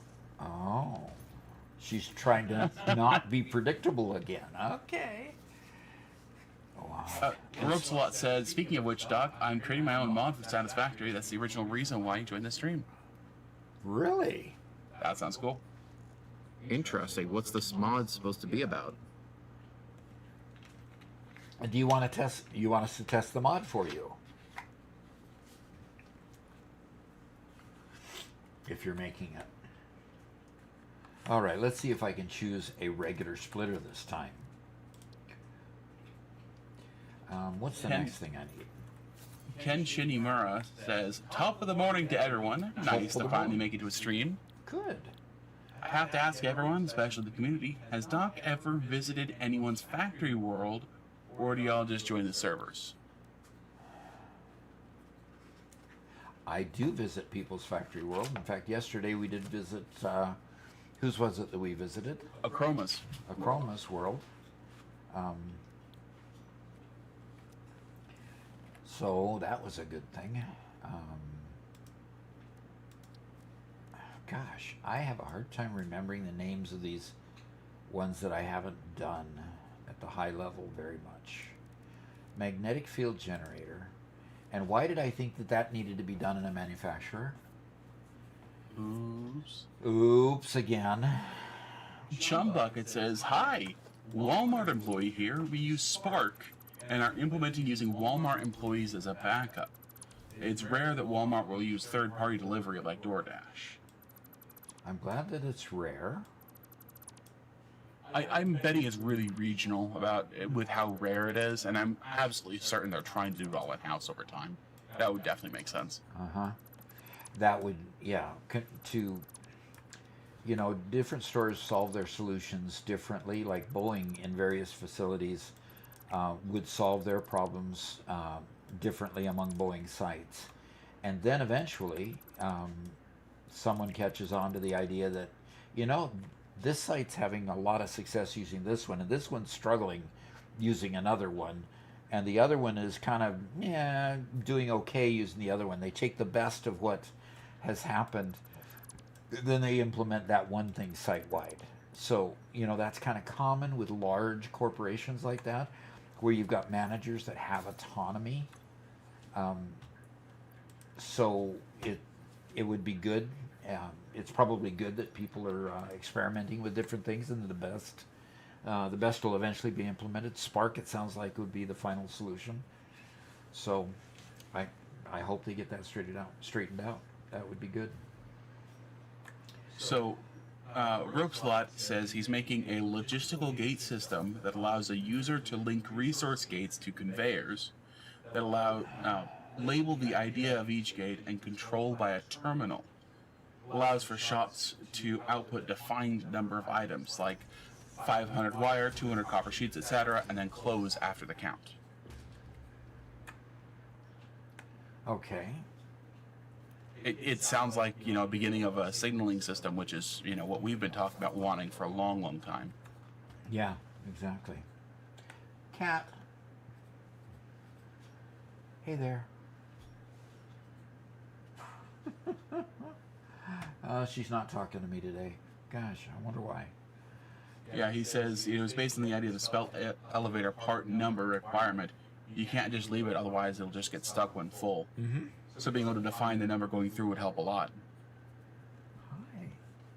I mean, you could create like basically a new kind of sushi belt, right? Where instead of getting stuck, you could load everything into a manufacturer, you'd say, but load exactly the right number of each item into the conveyor and into the manufacturer. Mm-hmm. That'd be kind of neat. That would be interesting, yes. Interesting control system. Oh, she's sticking around. She wants attention today. So, yeah, this is my kitty cat. Oh, come on, look at the camera. You can look at the camera. Yeah, there you go. There you go. Yeah. Batting your hand away, jeez. Yep.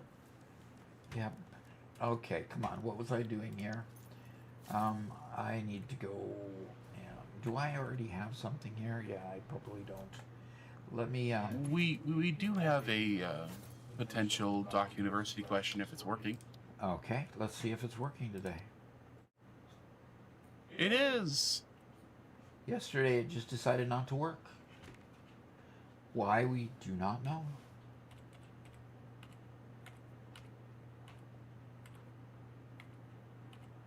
Oh, I'm going to sneak it right there in the corner. And now that I don't need a ma'am up here, what I really wanted to do was I wanted a crafting bench, because I need a couple more. There we go. I need a couple more reinforced iron plate to finish making an assembler. So do you want me to go there? Okay. Alrighty. VexelOD says, you have any tips to complete Phase 2 space elevator? The first thing you do when you get to Phase 2, that includes the smart plating, the versatile framework, and one other that I can't remember off the top of my head, but it includes those 3 items. So you start Phase 2 and you've got Tier 3 and 4 to accomplish. Now, one of those 2 tiers is going to have a specific milestone in it that gives you the recipes for the versatile framework and for the other 3rd item that I'm a little fuzzy on what it is. Now, what you do then is you keep those in mind. The versatile framework is going to require steels. So the first thing that you unlock in Tier 3 is coal, which you need in order to make steel. So you need iron and coal.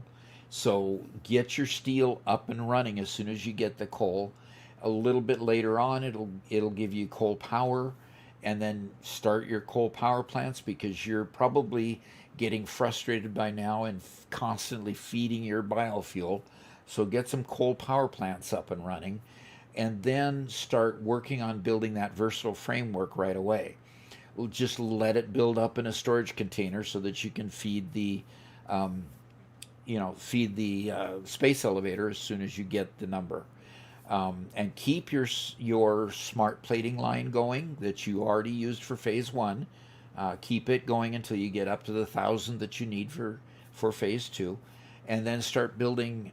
Start looking for that recipe and the tier that needs that recipe for the final space elevator part, and just slowly build out your factory with more power, with steel, and with the things you need for that last part.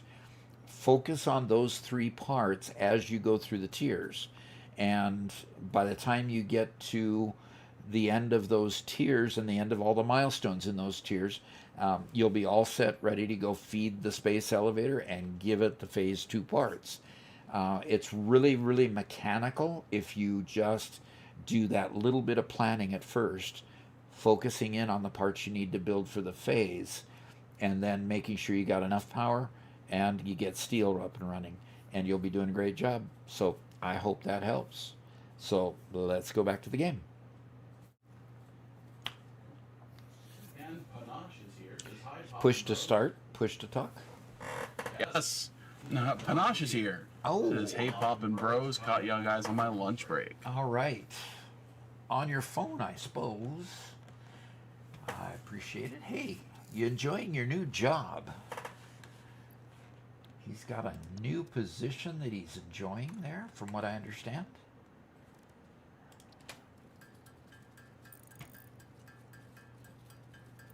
Automated wiring, by the way, is the last one I sent. Automated wiring.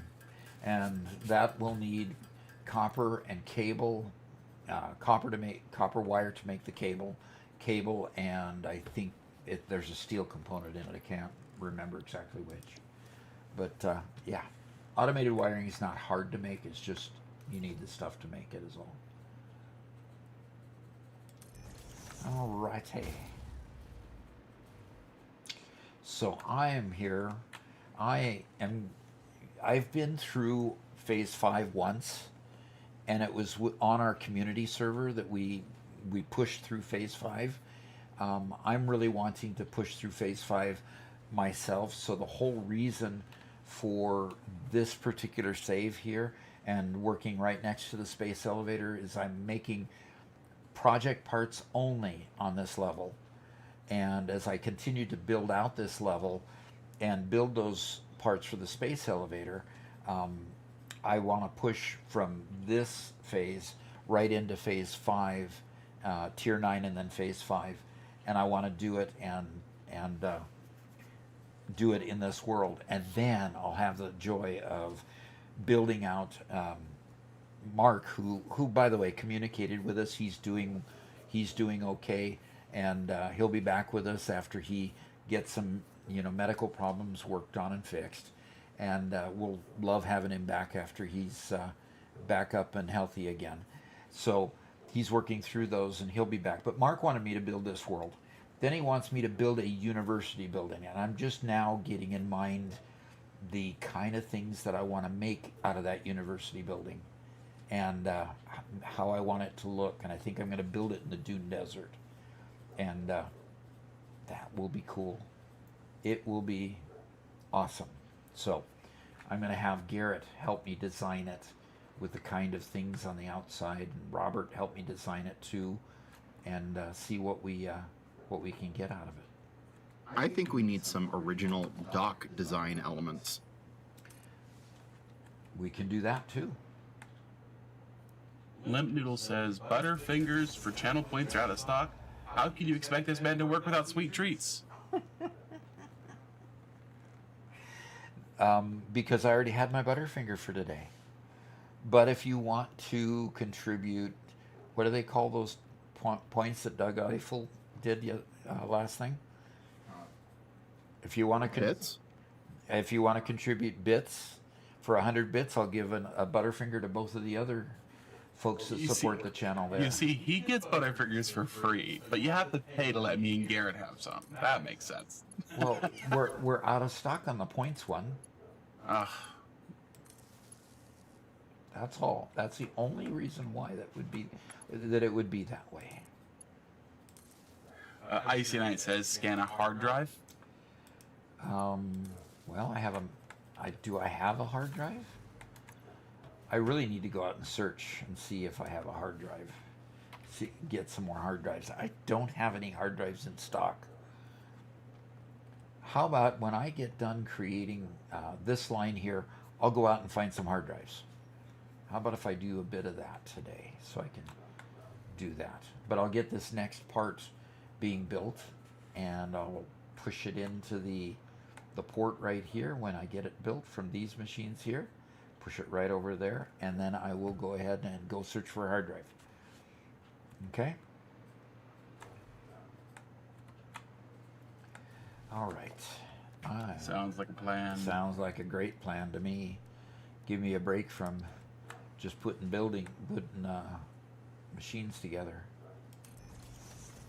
So Ropes a Lot says, why can't we dump fuels into a lake or river like real-world industrial manufacturers do for overflow? Exactly. There's probably a mod, but I'd like to dump it with nuclear waste in the river and make a new species of doggo.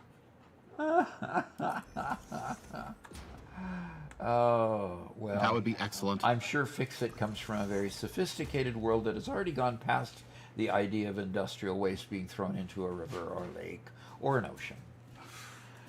And thus they will not allow it, I'm sure. Do you really think Fix-It cares? Yeah, we're here to destroy the planet, to save Earth. Never do it on Earth. I want to do a little more destroying the planet. Come on, pollution.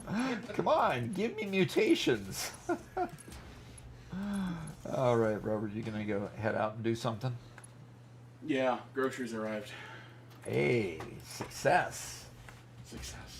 Yes, success. All right, he's got groceries. Never thought groceries would be such a big ordeal. Yeah, no kidding. Okay, so I need to select that recipe and Control C that and Control V there. I love the copy and paste part of this. Okay, so the next part I need here is the versatile framework. And I've got some versatile framework, I believe, over here somewhere. Okay, it's not there. Although those machines were meant for making versatile framework. So let's see. I've got a line here that's not bringing those up. What do I need for that? I need regular frames. Need regular frames and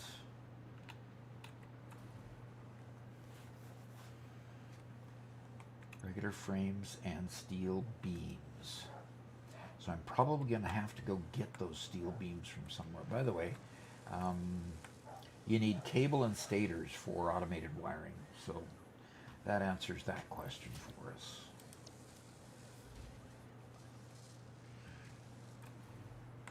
Yeah, there's a few things working on things over here.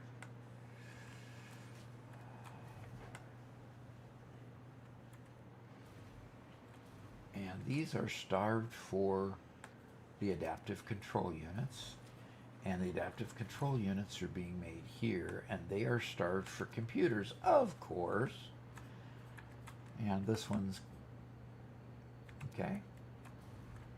Yeah, I have a hard time making enough computers. So that's going to take a bit in order to get that. But that's fine. I can build the other items that I need in the meantime. So I need to go downstairs and get either beams or frames connected to this lift right there. And then I need to bring up another item, the beams up here. That's a chore. That is a chore.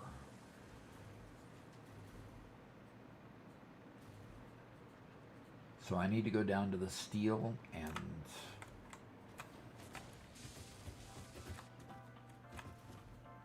okay, steel is clear down there.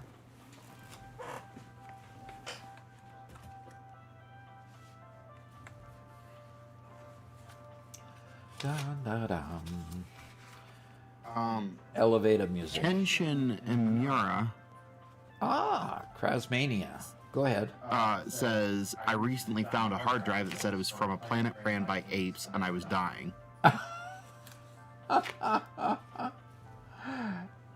Okay, and what game did you find this hard drive in?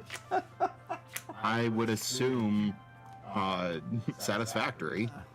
Okay, I see that's going to be right back. But Krasmania just subscribed with Prime, and we really appreciate that. Thank you so much.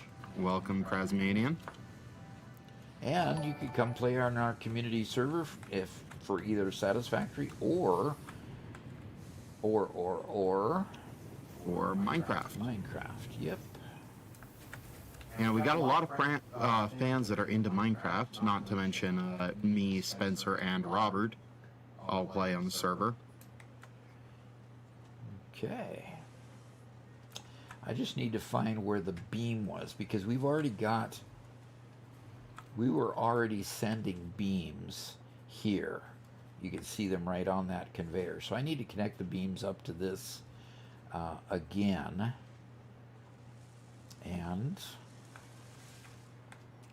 let's see, how am I going to do that? Oof. It's a little bit tight there. I wonder how I did it before. Well, let's find out where the beams are coming out here. Because I got pipes coming over that direction. I've got beams going there, going into that, and into that, and into the dimensional depot. I'm making screws out of steel beams. Oh, wonderful. Okay.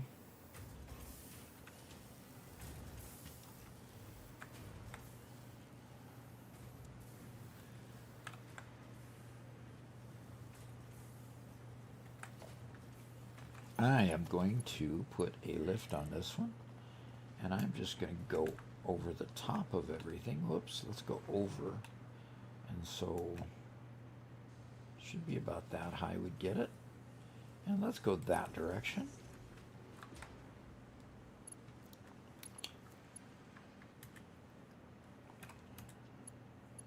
And let's just go over here.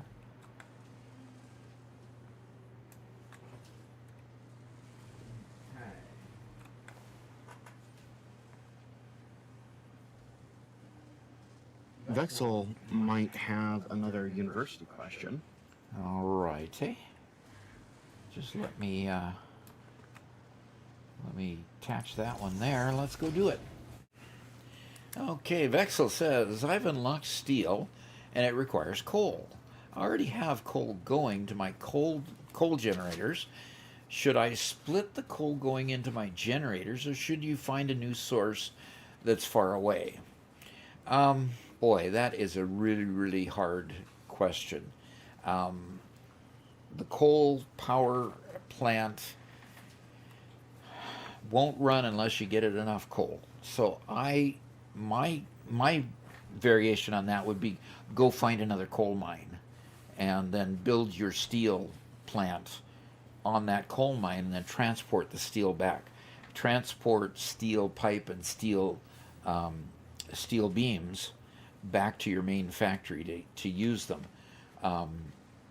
I would prefer that because I know coal is at a premium in places around the map. You usually find the mines a little bit clustered around, but you're right. If you're starting in the grassy fields, you've got to go quite a ways to get a coal power, to get coal. If you're starting in, of course, the Dune Desert, there's coal right there, but a lot of the other places don't have coal right easily accessible. So I would go the distance if you're starting in the grassy fields or someplace where the coal is a ways away. I would go over there, get it, and then go from there to bring it back to your factory if you want to. Hope that answers the question, and let's get back to the game.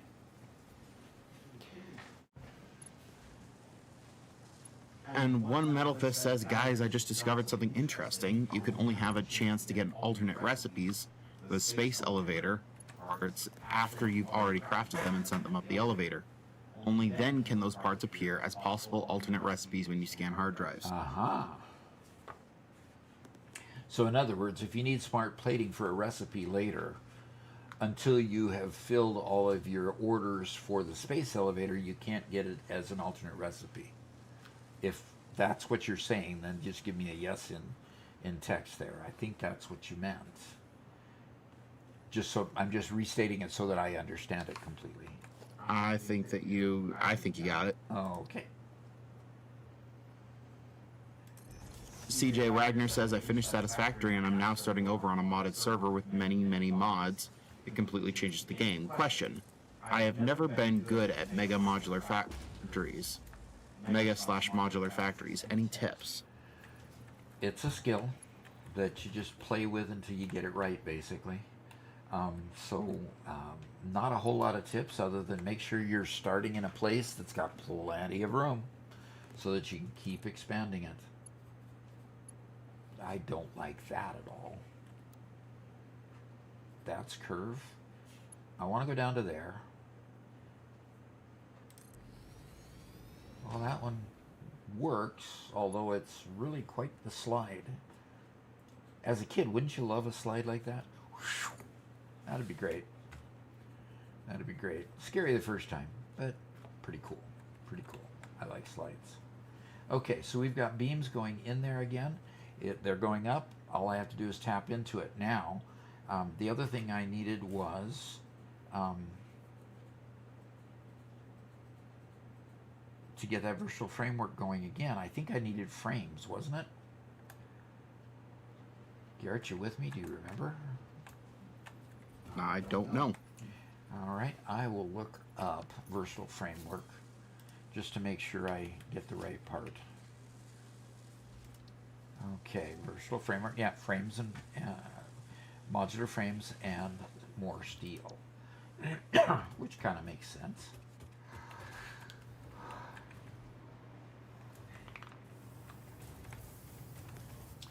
Okay. I believe that's one floor below me, so I'm going to go check.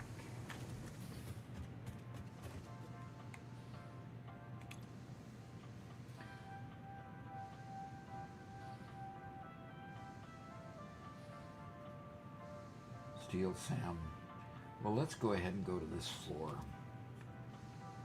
2 floors up and see if I've got frames coming up. Oh, come on.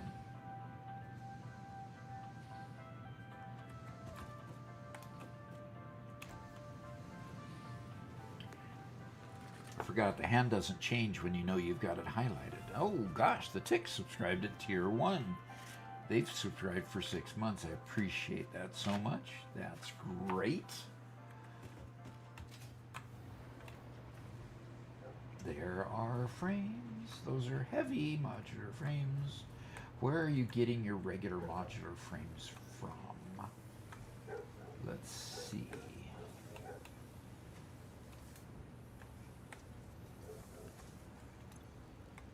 Yep, modular frames, and it's the one that's empty, so that's going to be hard to identify. Okay, the empty one here, coming from down below? Oof. So let's, down below, where are you going, my friend? Well, I'm going to have to break out a window here and go and put back the window, which Robert never does. There we go. So why are these frames not... First time chat from OMG says, hey Doc, what you building? Right now I'm working on building some versatile framework. And I'm trying to figure out why my there's where I build my my modular frames. I'm gonna have to figure out what why the modular frames are not coming out very fast. So let's go work on this line a little bit and see what we need to do here. So these are being starved of reinforced iron plate. That is really surprising because I had a ton of reinforced iron plate being built here. And this isn't hardly using any. It's overloaded with them.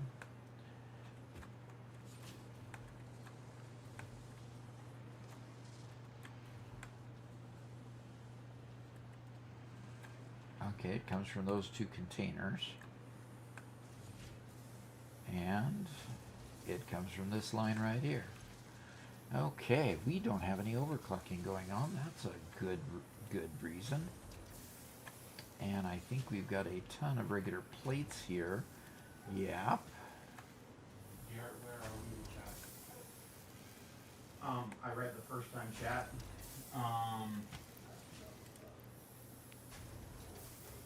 And CJ Wagner's question. But after that, nothing.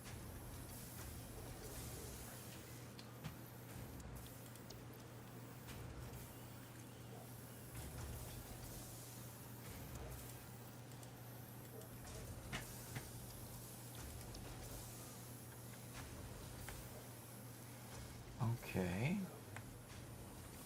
Well, that could be part of the reason. I only have 4 machines building reinforced iron plate. Well, that's interesting. All right, do we have any other texts coming in? Any other chats coming in? Well, Kenshin Himura says, "Hey Doc, what advice would you give to a newbie just reached tier 8 wanting to make a huge all iron item factory?"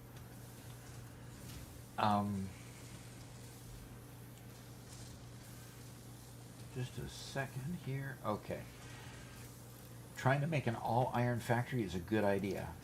It's great to be able to bring a singular product like ore, a particular ore into a factory and make all the permutations and possibilities in that one factory. Part of the challenge you get is like you'll make plate and then you'll need screws and then you can make that out of iron too, so you can keep that self-contained. But eventually you'll need to export that stuff out. So you can make plate, rods, reinforced iron plate, and probably a few other items that I can't remember off the top of my head. But yeah, I think that's a good idea.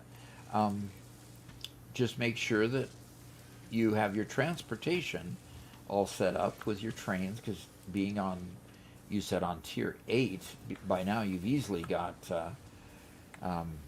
your transportation issues that you can work with. So I would carry on. I think that's a great idea. So go for it.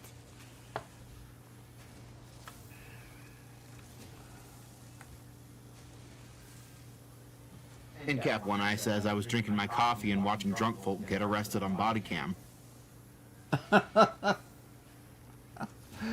You're watching other YouTube channels, huh? How dare you? That's okay. Yeah, it's okay.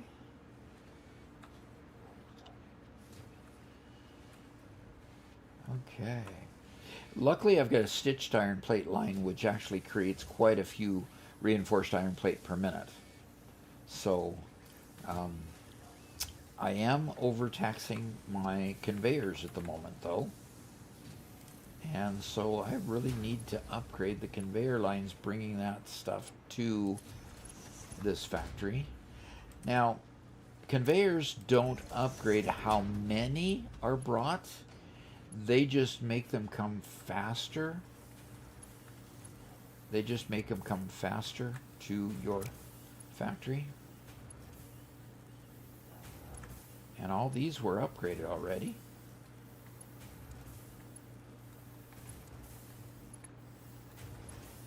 Okay. That side anyway was upgraded already. Yeah, good. All these are upgraded. So all of these are working furiously and fast. Icy Knight says, my only problem with stitch plates is the gross looking decimal numbers you get out of them. Ah, yeah. That is weird. That is weird. This is getting 100 ingots per minute after at the end of the line. So I am going to overclock it by another level here. And even if they're a little bit choked off by ingots, that's fine.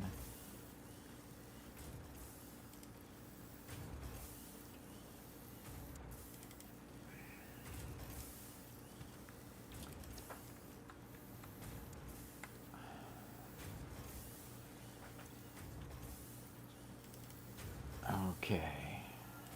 So Cap One Eye actually watches on his big screen TV and then has chat on his phone. All right. That's pretty cool. On his big screen TV, boy, that would be wonderful. Okay, I came here to get. Wanted to go to inventory. That's why I'm not seeing what I wanted.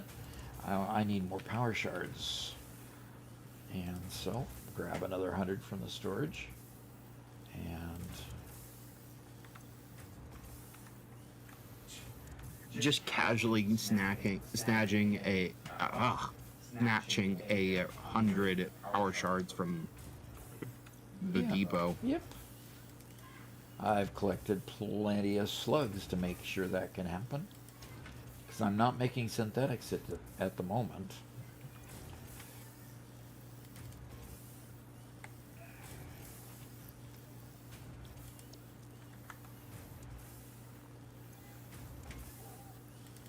Yep, just casually snatching 100 of those babies. Because then when I will put it together a long line and I need to sloop it, I need to shard it, I've got plenty. Cap One Eye says, Lamau, I hear my name, and then it goes to an ad. Go figure. See you in 90 seconds. Oh.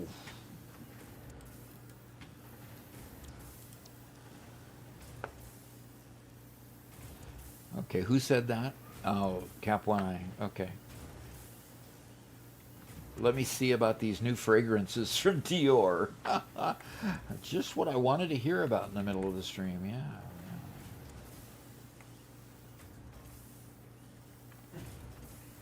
He says, nope, Geico ads today. Oh, okay. Okay, that's producing those a little bit faster. Let's see if that's keeping up over here with what we need. It's kind of okay.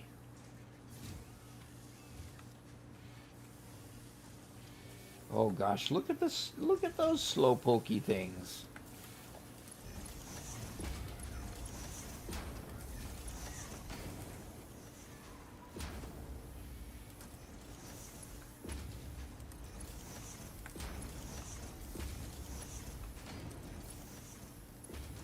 Okay, well that moves a little bit faster. Been a We long had time. multiple people reminding you once again that copy paste exists.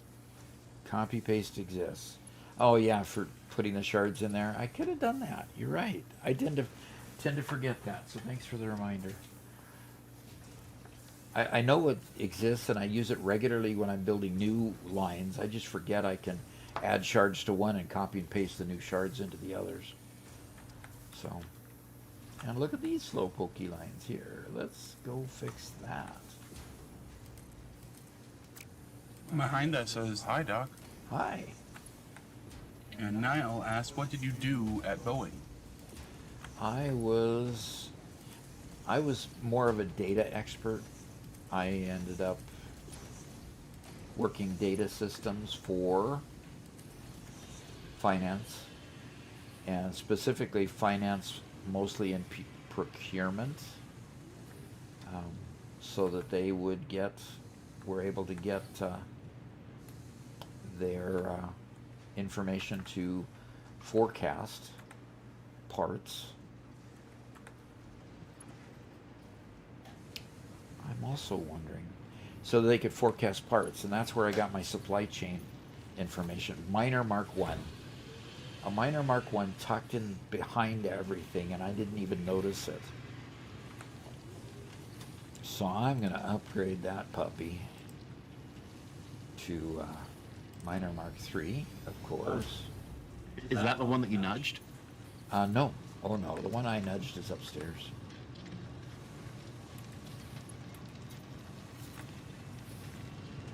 Okay. Very good, very good. And a miner Mark III is giving me all that these little smelters can handle. Let's see if we've slooped those. No, we sure haven't. If we've sharded these.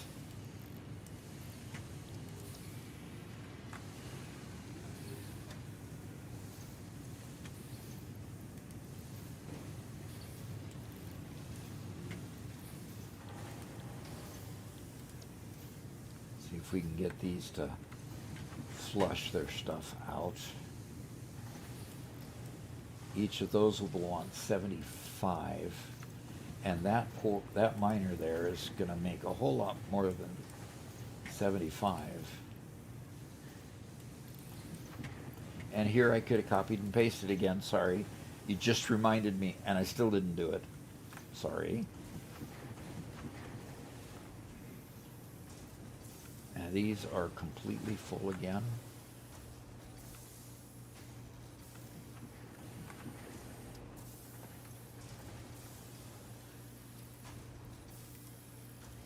All right.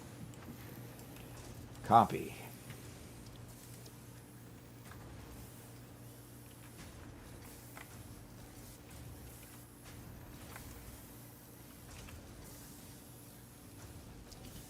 Redundant asks, what are you building right now? Right now, I'm just upgrading my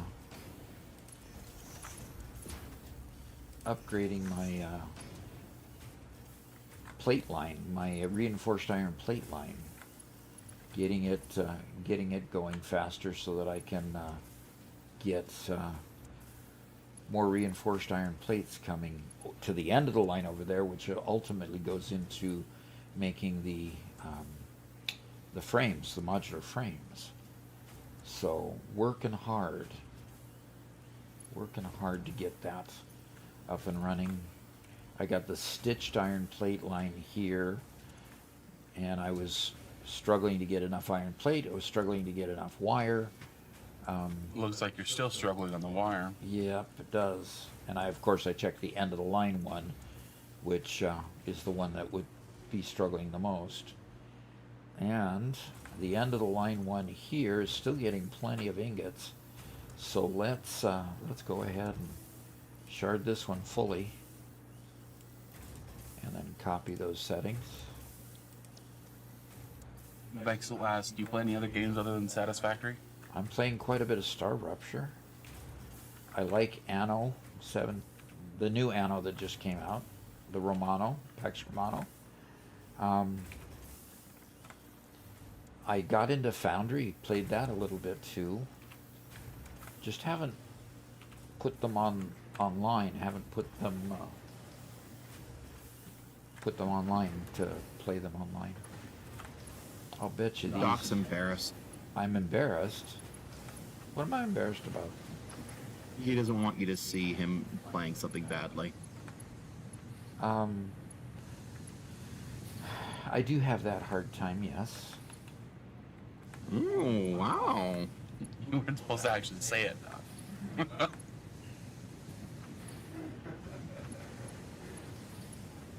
Okay, all those are upgraded. And that is a Mark II miner. Are any of these starved? And we got a first-time chat from Murata YouTube who says, yo, yo, how are ya? I'm doing good, doing good. Okay, we got 3 power shards in here, 250%. And then these are not sharded at all. So we've got a lot more capacity for outputting copper ingots here, because we can make this a Mark III miner to begin with. So let's do that.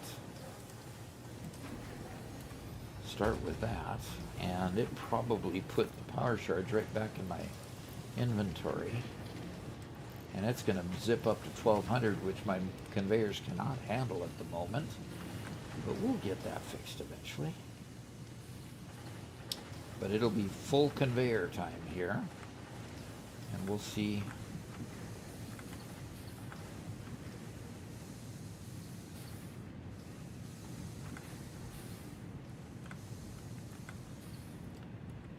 Okay. We do have a lot more capacity over here with none of these being overclocked.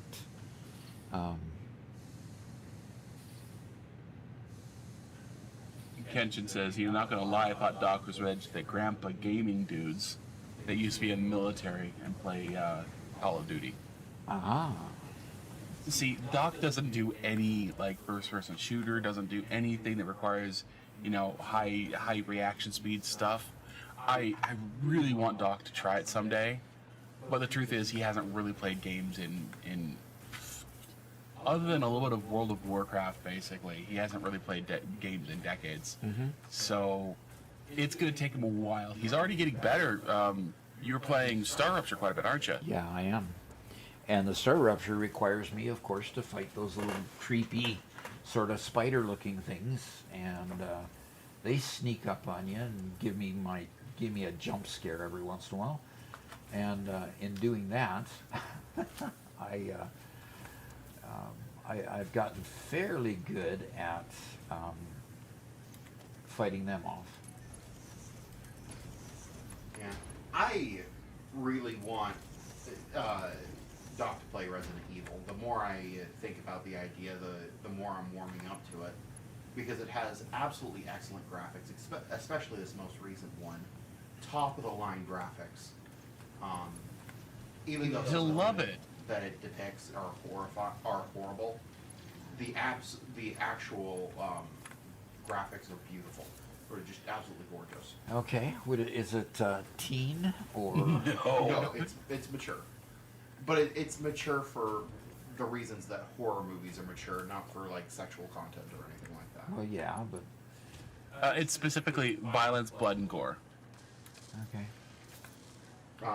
And Kenshin likes the idea. it's not a terribly difficult game. Okay. Not a terribly difficult game, huh? You'll struggle with the combat a little more than you do with Star Rupture, Okay. but it's not. It's not there for people who are ace first-person shooters. Okay. And oftentimes you'll want to run away from a battle Rather than actually engage. rather than actually engage. Yeah. Well, that's interesting. So, setting that aside, One Metal Fist has made a comment a couple of times and finally highlighted it, but to get it back to Satisfactory a little bit, One Metal Fist said, after you've already built space elevator parts like smart plating, automated wiring, and other components, the game could start offering alternate recipes for them. These alternates usually require more ingredients, but they produce many more parts at once. For example, if the next phase needs 400 smart plating, an alt recipe can produce them much faster than the standard one, helping you progress through that stage more quickly. Uh-huh. Regular recipes are simpler and use fewer parts, but produce items slower in assemblers. Alternate recipes use more materials and usually require manufacturers, but they produce items much faster. Flexible framework increases output to 7.5 per minute instead of 5. Plastic smart plating gives 2 per cycle but needs plastic. Automated speed wiring jumps from 2.5 minutes to 7.5 per minute. Overall, alternates are faster but more complex. Interesting. Okay, this is totally buggered.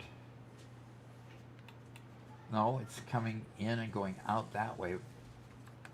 Why are we not getting production out this direction? Kenshin says, I'm 38 and I was raised on horror starting young. But embarrassing, the first scary movie I thought I saw was the first Jurassic Park. That was a scary movie. Yes. That was a great movie. I It love was. that one. It was. I agree. By the way, when we say Jurassic Park, we mean like the ones that actually came from a book. You know, like that paper thing that was written by one of the best authors ever. Yeah. It's crazy how much better they are when they have a book. And when the movie makers actually stick to what the book says.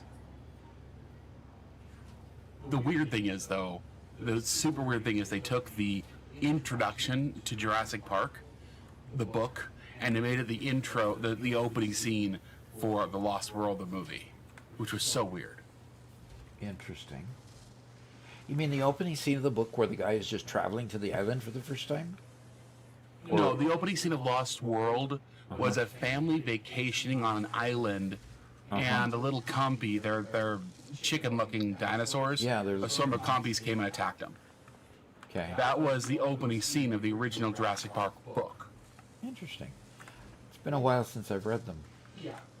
Me too. It has been a while. I'm pretty sure that's what it was, but they swapped the beginnings around. Okay. I read that book when I was like 13 or 12 or something. I thought it was the best thing ever. I'll bet. Let's And the see. book isn't horror at all.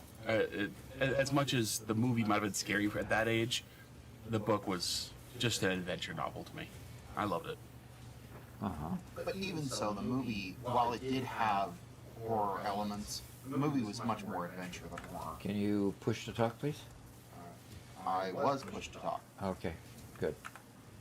Yeah, movie was definitely more adventure. It's only really scary for the younger kids, especially if you're watching, the kitchen scene and whatnot.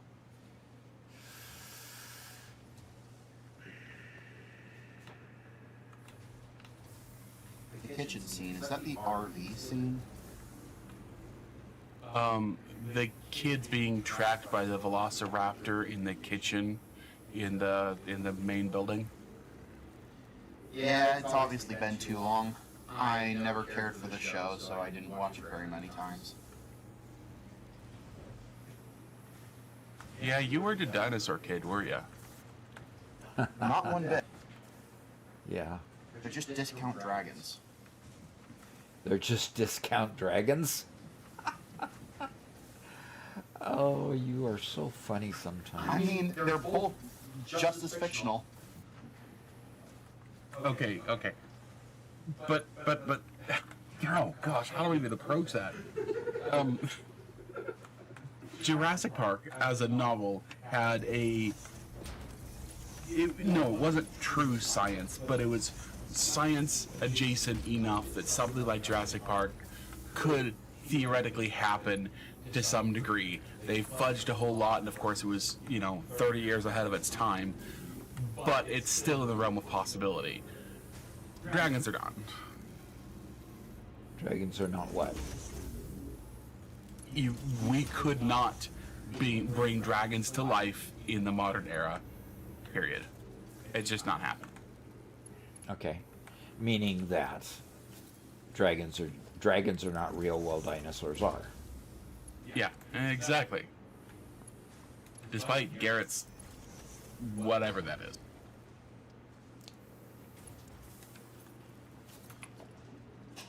Tell me, have you ever seen a dinosaur? What does that have to do with the conversation? Have you ever seen Oxygen? I breathe oxygen, Robert. How do you know you breathe oxygen? Please. Please. Please. In other That is words, much you've lost different. already. That is much different than having creatures that some doctor tells you or some teacher tells you existed one time or another, and they've got some big bones lying around that they don't know what it goes to, but they have some theories. One Metal Fist says it's already happening. Scientists are bringing back extinct animals like the Arctic wolf in their serious efforts to revive mammoths. We already have many of the tools and technologies that could one day allow us to bring back dinosaurs as well. The main limitation is biological. We don't have a bird large enough to serve as a host to incubate dinosaur eggs. And yeah, absolutely. Yeah, that's about right.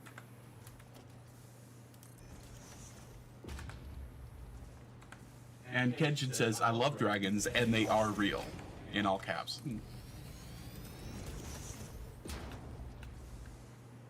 Yep.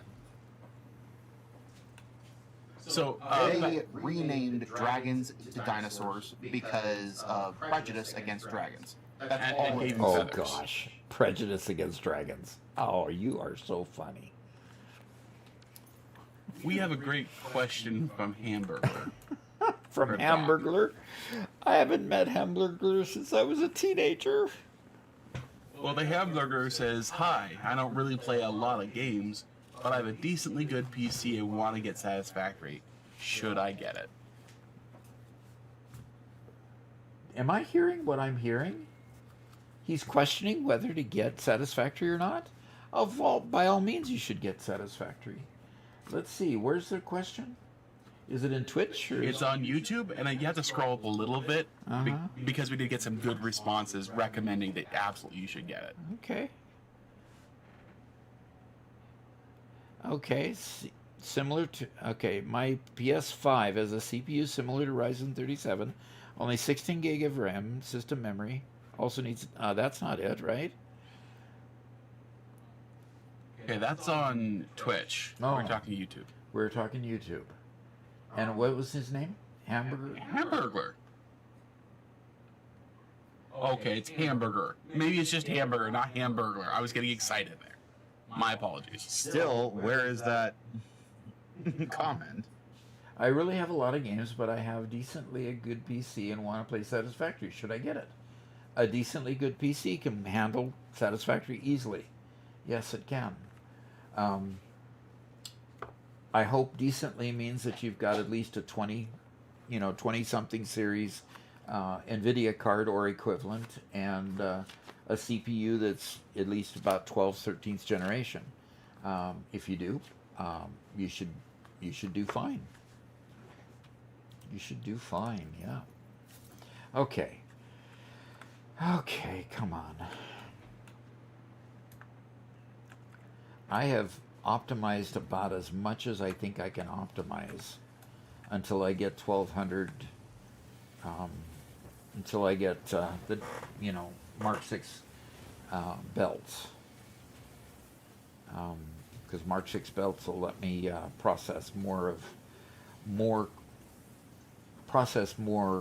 wire and copper wire and more copper ingots. Right now I'm a little limited by the belts. By the way, Doc, you know how we were talking about a couple weeks ago about how good of a game Satisfactory was versus other games that are reviewed as highly? Uh-huh. Satisfactory was reviewed at a 98% positive on Steam. Uh-huh. Resident Evil Requiem's at 96%. Good. Wow, that's pretty good. Yeah. That is quite good, actually. Yeah, Resident Evil has always been amongst the best of games, and they're actually remaking old games that already existed in a new style, and they're just each one of them they're just knocking it out of the park.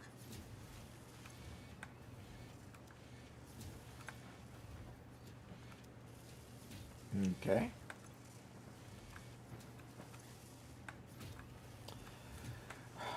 Okay. Well. I think these will function better as soon as these are filling up in the early part here. And they only use 4.5 per minute. And I think I'm producing more plate than 4.5 per minute. So while this one's not full yet, I think this one should be filling up. Yep, that one's now full. What's the stack size? Stack size is 100.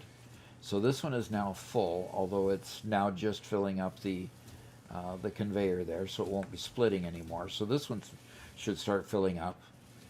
So our production ought to keep increasing with the modular frames. All right. I think we are ready to work on getting it upstairs.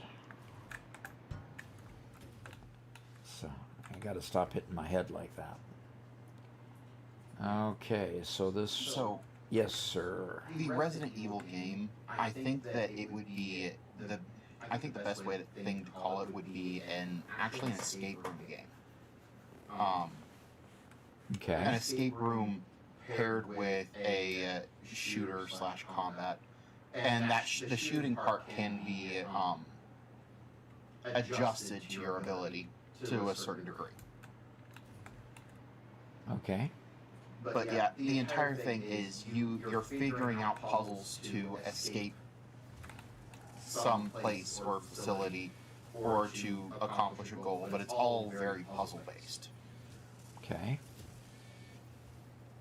So think like Mr. Ribbon with a little bit of combat. Mist or Riven. Of course, the whole game's a lot more optimized than Mr. Ribbon, but same general idea. Okay.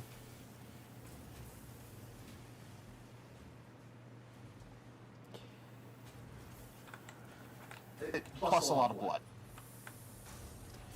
Because figuring out how to get out of things means that you've got to kill things, huh? Sometimes, yeah. Sometimes, but there's a lot. Sometimes, That's but there's just a how lot they of built the blood. game.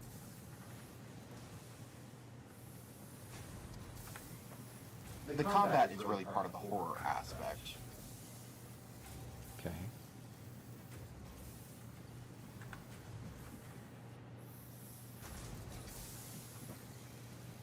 Okay.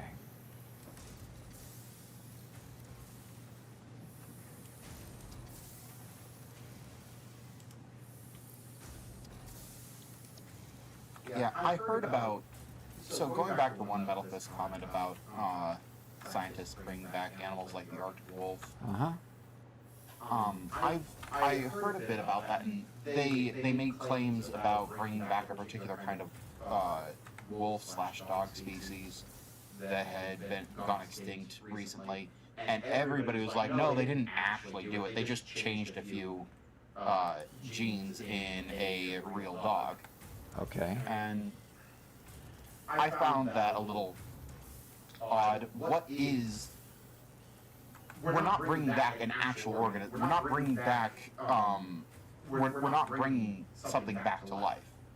And so if we have an organism today that presents all the same traits as an organism way back when, isn't that the same thing?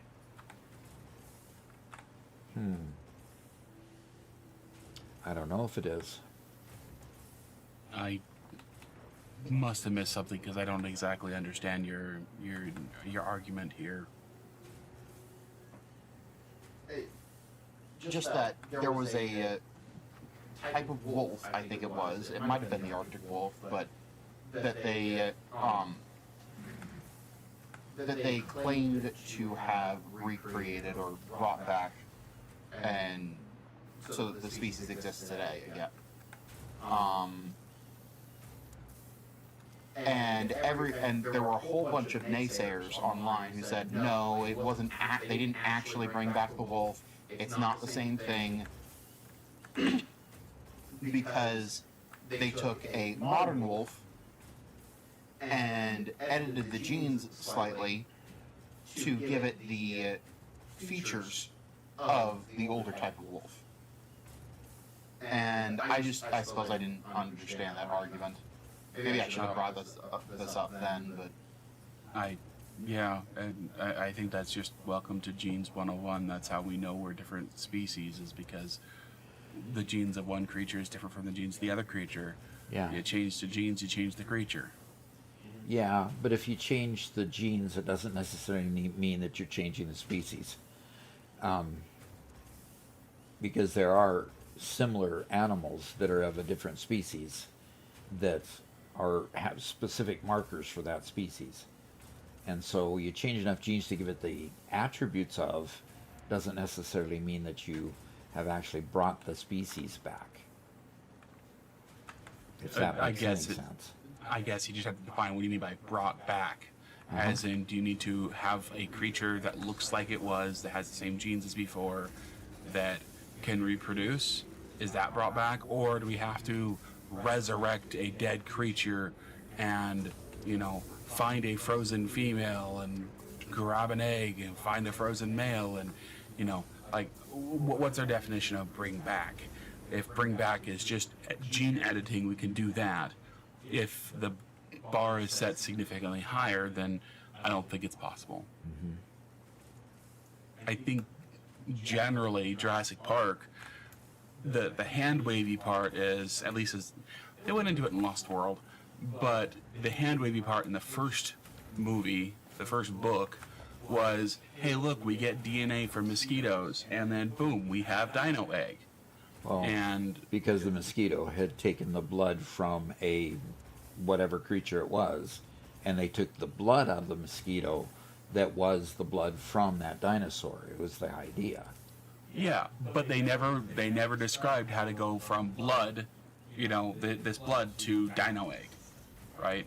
In the first movie, in the first book.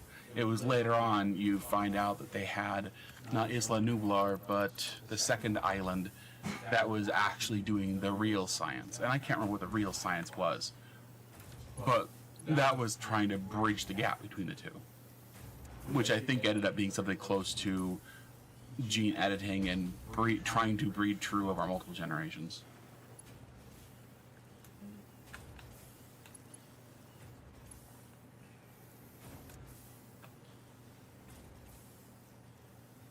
One Metal Fist says they basically use a close relative. This is an interesting analogy, but let's go with it. It's like taking your cousin and editing their DNA with genes similar to yours to slowly recreate someone like you. Scientists take the closest living species related to the extinct one and modify its DNA. By changing more and more genes, generation after generation, the animal gradually becomes closer to what the original extinct species once was. Yeah, but a little more accurate would be to take a human and edit their genes to try to make them into being a Neanderthal, right? Or something like that. Yeah. Not cousin to human, but yeah. Or cousin to yourself, but yeah, anyway. Okay. Now that finally got the line here to be nearly 100%.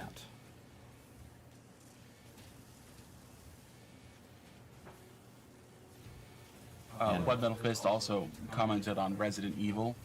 It says basically they're a classic horror game that keeps the design of older horror titles. On PS1 and PS2, most horror games were puzzle-based escape experiences. You explored houses, solved clues, unlocked doors, and survived room by room. Modern horror games often focus more on co-op or action, but Resident Evil still preserves that old style of tension, puzzles, and escaping dangerous places. Well, well, well.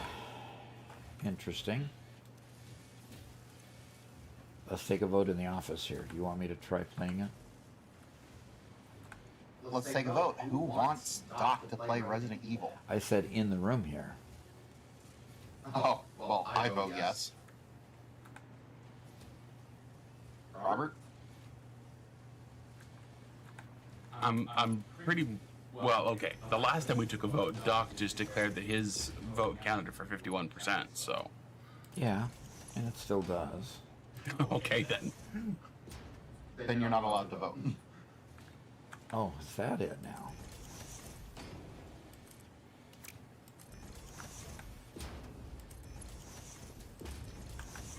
Icy Knight says he would vote yes. Okay. I'm going to make my prediction that if you make a Resident Evil video right now, especially since it's new, it will be your top video. What do you think about that statement, Robert? Do you think it would be a top video if I did that? it would be interesting. First off, it's completely different than everything you've ever played before. Yeah, that would be true. We would definitely have to frame it kind of like what the, I made my dad play Dark Souls type type videos have done. Yeah.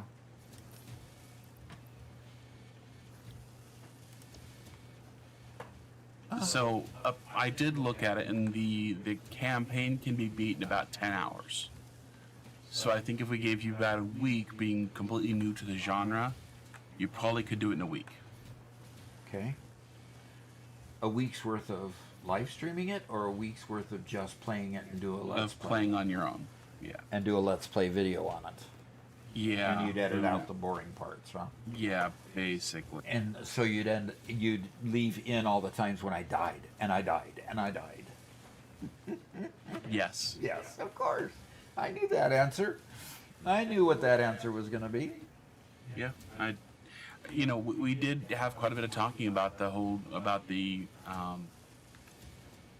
yeah, anyway. It would be a fun experiment to try. It would be. It'd really put you outside of your comfort zone, but you like old horror movies, so I mean, I do like old horror movies, yes. I And do Resident definitely Evil tries to update the graphics and things to modern standard while still keeping the old general style of old horror games. Mm-hmm.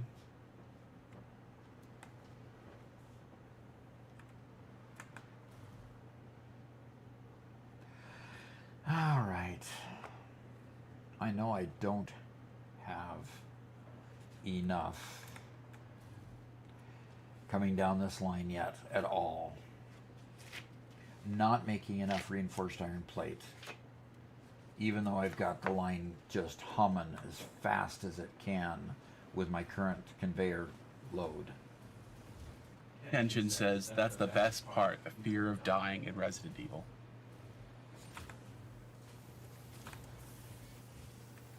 The fear of dying.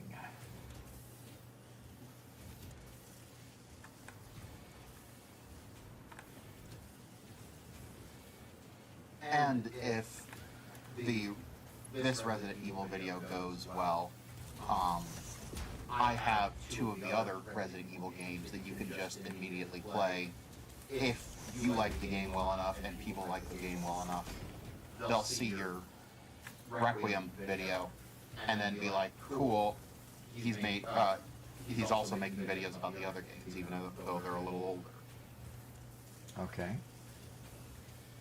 Just a potential if it goes well. Push to talk. Yeah. Just a potential if it goes well.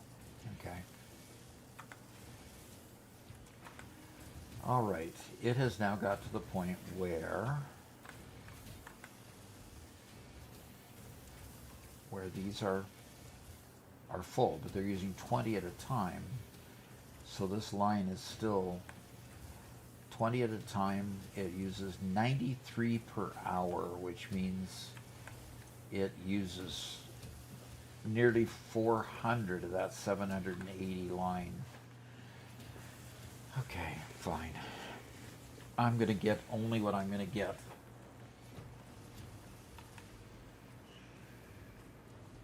And I'm just going to have to live with low production for that for a while. Although we are getting full down here and keeping these busy now. Yep, we're definitely keeping both of these busy.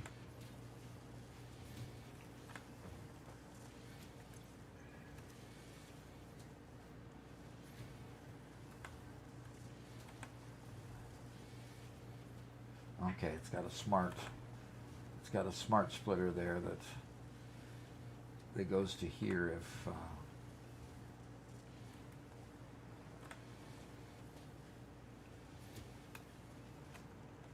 and that smart splitter center output is any, and it goes there, and left output is overflow that goes to the sink. Okay, that's good then.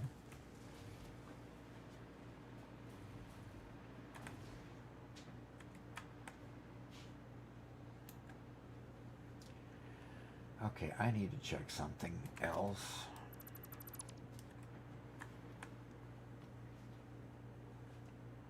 Yep, that's what I thought. And up here it's carrying motors. And the motor line is going so slow.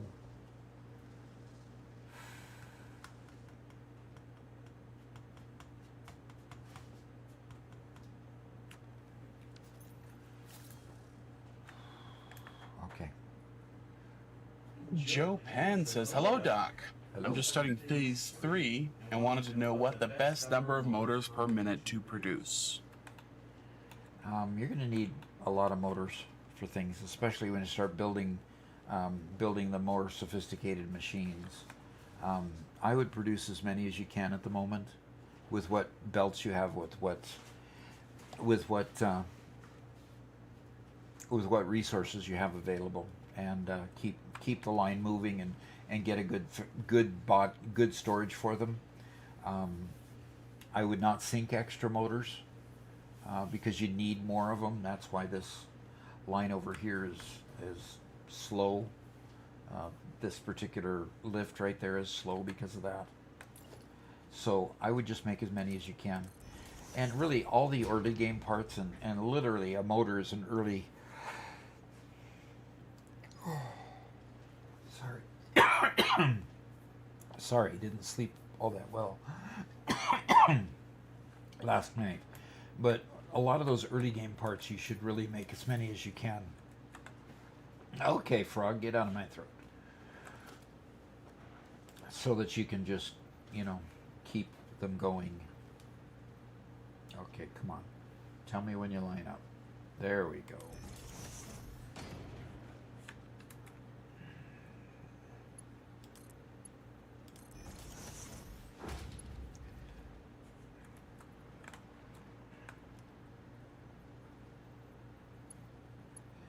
All right, I need to run upstairs before I clog a machine.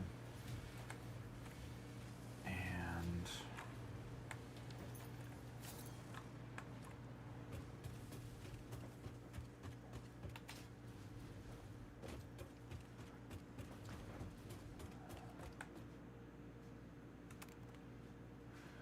hopefully I can get upstairs before those plate frames get up there, so I can put a smart splitter on it and split out the frames.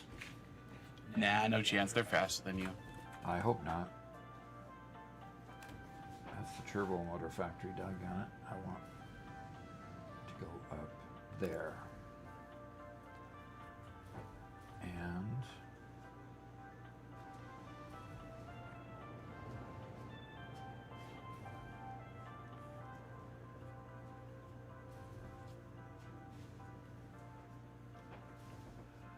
all right. Kenshin Himura says, come on, Frog, get out of my throat. Yeah. My brain, that's what she said, that's what she said.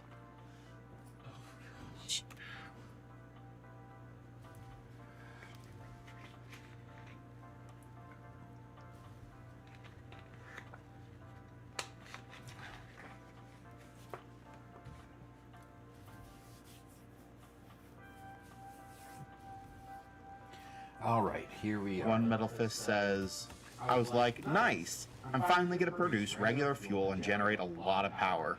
I set everything up and prepared the whole system.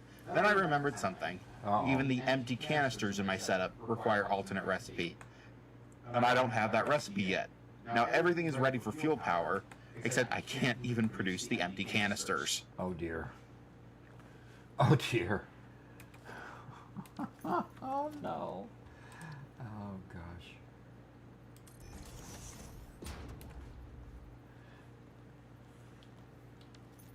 Okay, and configure that thing so that the right center output does motors.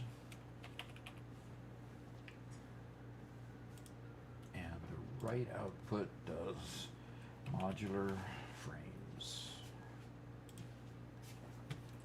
All right. Okay, so my right output will do modular frames, and I need the modular frames for this. Nope, I need modular frames for the getting this line to run again. Steel beams and modular frames. Okay, there we go. The steel beams will come right out of here.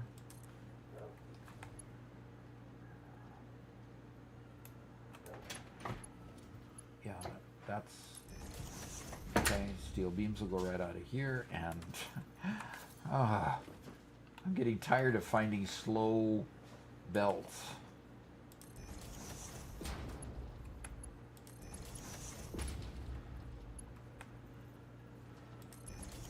Shows you how long ago I built these things when I got slow belts like that. Okay, there we go.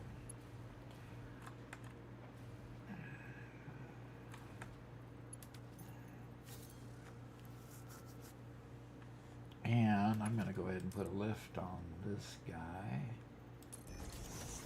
One Metal Fist says, one good thing is that in my current tier of alternate recipes, I just need to go out and find about 12 more hard drives, because I already spent all of mine earlier trying to unlock the fuel recipe. Ooh, yeah. Got to keep on refreshing them.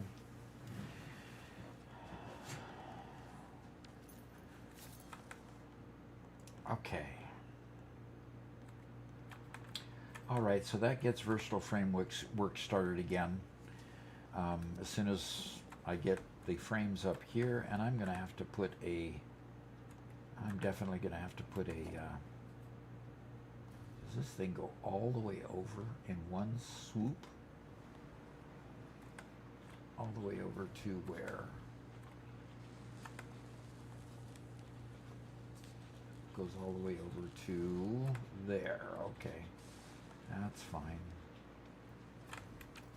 It's going to be putting a lot of motors in my inventory, which I didn't need, but oh well.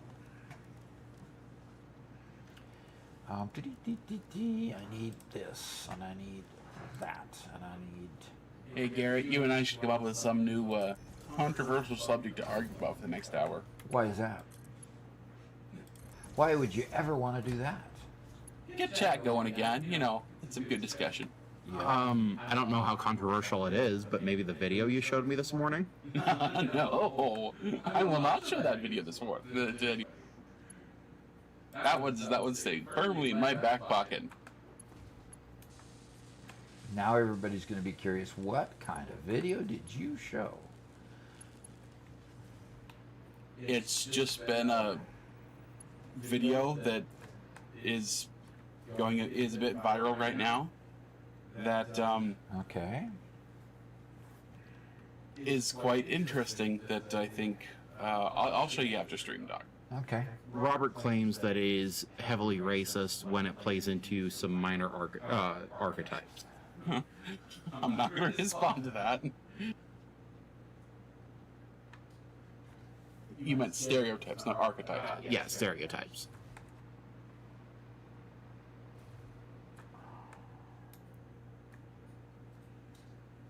Robert is really scared to show that online, and I don't see the problem.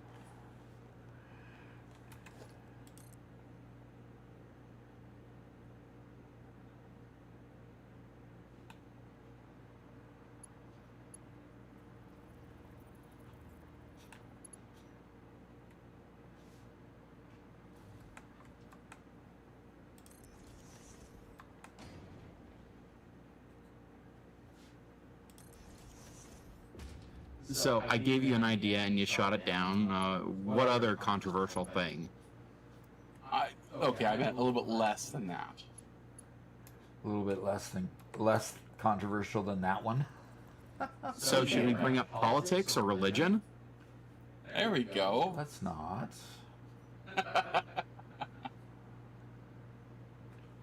I mean, we could always redo the PC versus console debate. I mean, we've had that debate over and over, and anyone with an ounce of brains knows that PCs are better. Oh boy. Oh, no. We should bring up that debate because we're right. That's one way to do it. I mean, you asked me to ask us to come up with something controversial.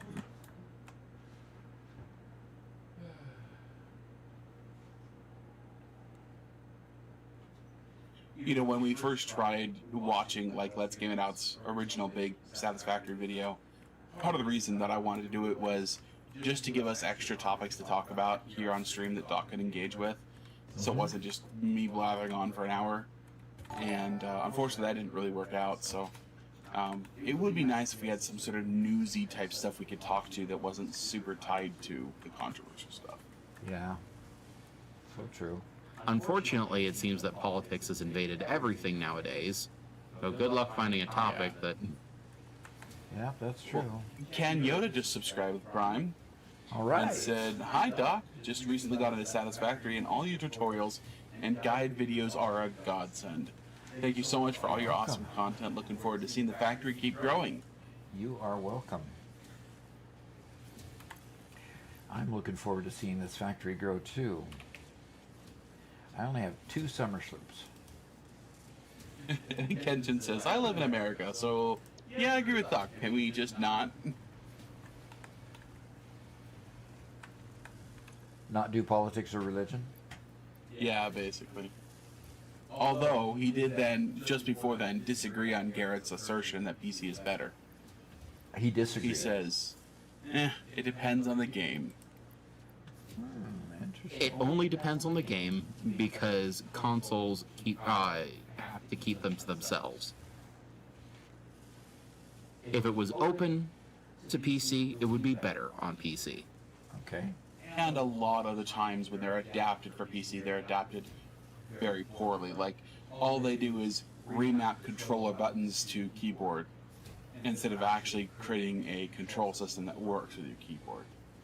Which makes, inherently makes the PC port worse. I will also point out that you can use controllers on PC, which I'm not against. Controllers are a fundamentally different control scheme than PC provides.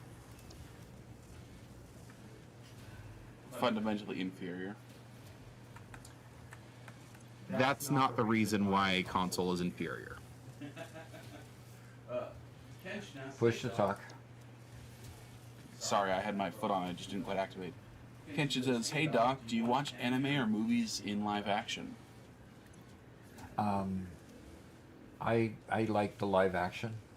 I really have enjoyed the the new Disney movies. They've changed from where they've taken from the old cartoons to the live action.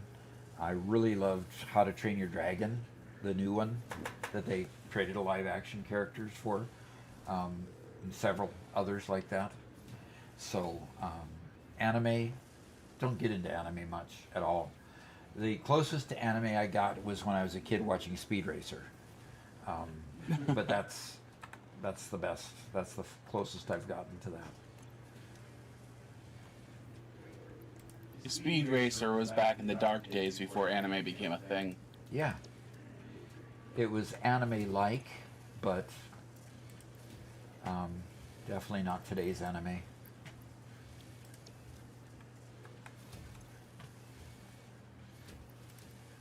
I am the only one in the group that watches any degree of anime, and I've been really struggling to find anything worthwhile in that genre recently. So I'm cooling on it more and more. Just because the subject matter they decide to do anime with is just not all that wholesome, or just not No, that you can deep of a find plot. good wholesome anime. There is bad stuff in anime a lot of times, but you can find wholesome stuff. It's just the quality sucks. Okay. Is it a writing issue? Is it an art issue? Subject matter? Like, It's a writing issue. All the plots are so basic, and it just.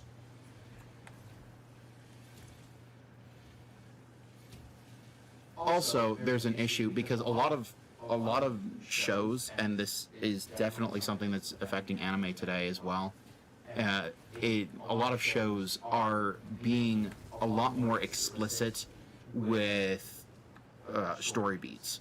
They don't leave anything up to the imagination. They say exactly what is going on at all times, and that partially has to do with the fact that a lot of people are on their phones at the same time as they're watching the show. And so if they leave things up to the imagination, people aren't able to follow it and leave a bad review.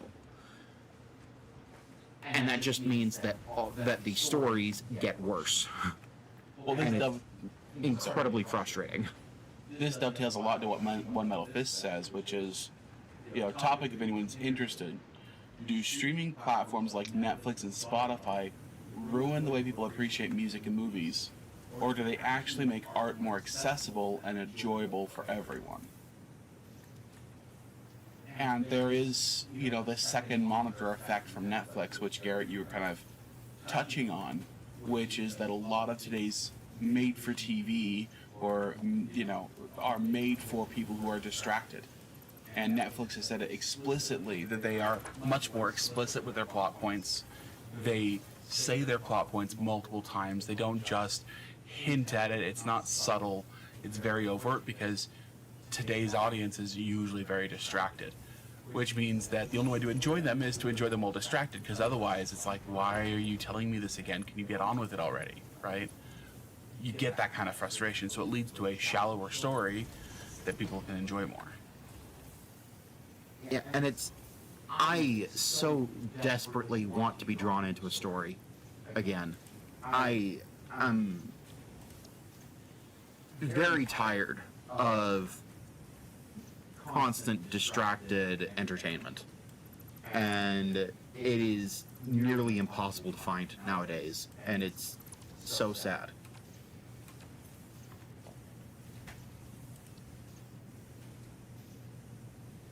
Osroy says that show don't tell is a lost art.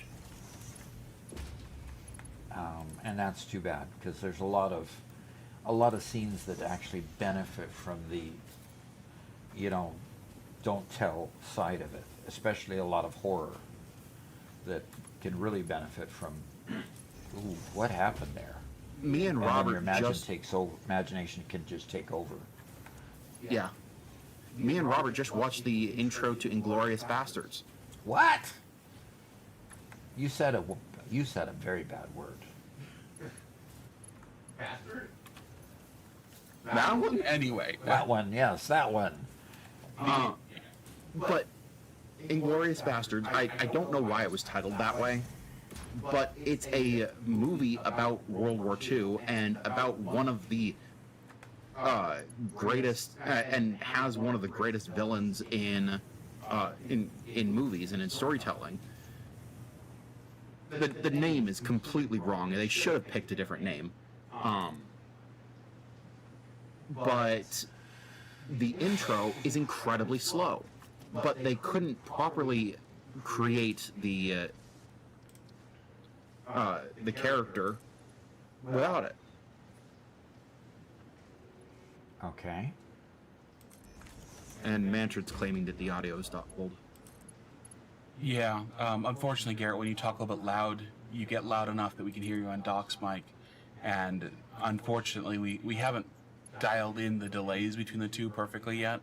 So the audio sounds doubled when we talk too loud.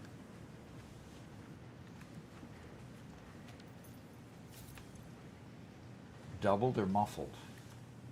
Doubled. Osroy says, Kuleshov effect, man. Never heard of the Kuleshov effect.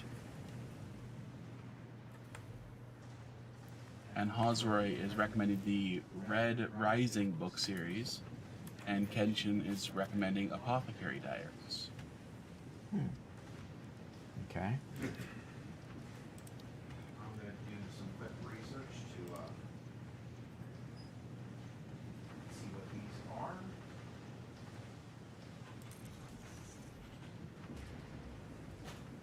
So the Kuleshov effect is a film editing principle showing that viewers derive meaning from the relationship between consecutive shots rather than from a single shot alone.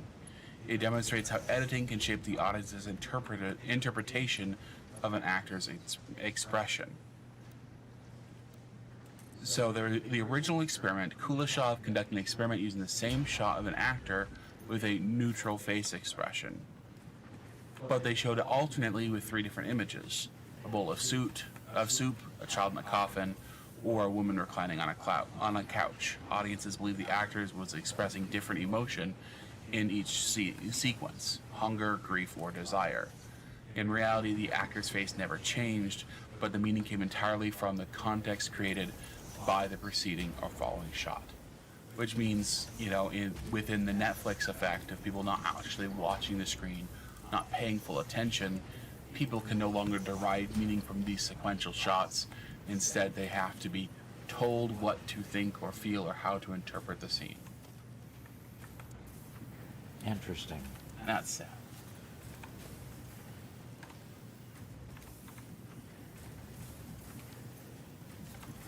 We do have a quick question about Satisfactory for you, Doc. Okay. That's Something about Satisfactory.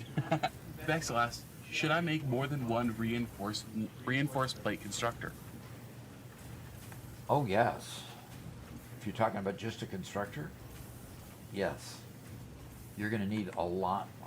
I've been working for the last 15 minutes or so, making sure that I had reinforced iron plates, enough to do the job. And then here we go with, when I finally got reinforced iron plates going well enough, then I needed to go and embellish the iron rods, which I'm doing now. I found 2 machines that were set up to do iron rods, and guess what? They weren't even being supplied with ingots. So I pulled an ingot line that I had a whole lot more production in that I could use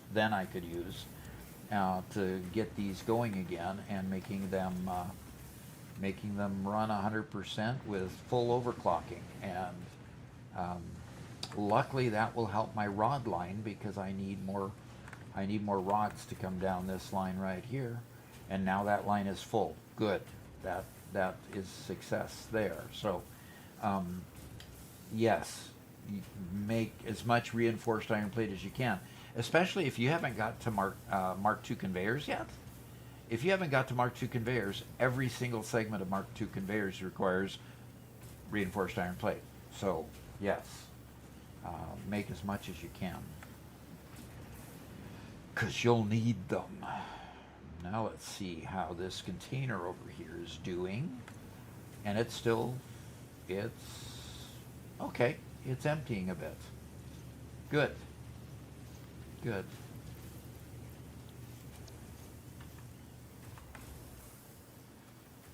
Now the next question is,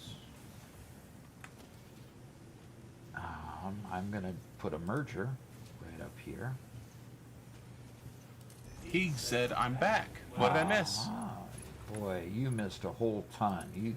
You missed Robert just standing on his head, and we filmed it all just for everybody. I mean, really, you shouldn't have gone away. Garrett did a whole Simmons impression. It was Richard great. Simmons, yeah. Yep. Almost forgot about that one. I don't know what's happening here. I'm clicking here. I'm going to turn this on default. Okay, it started working.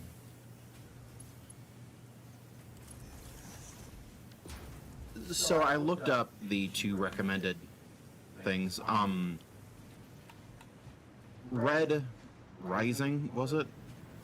Yeah, Red Rising is about a guy living on Mars, helping as part of the lowest working class,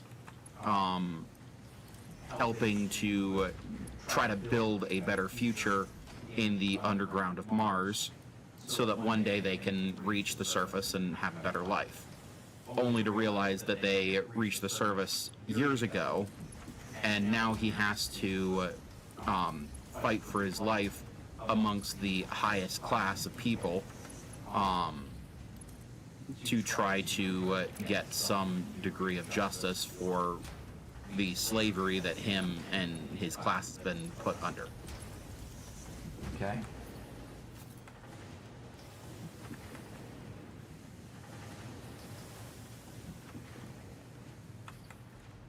And he's not being very successful, from what I gather. Well, I assume that he's successful enough to make a story out of.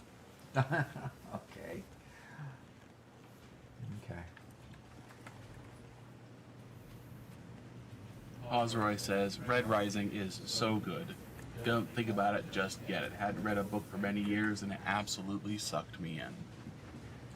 Red Rising, huh? Who's the author?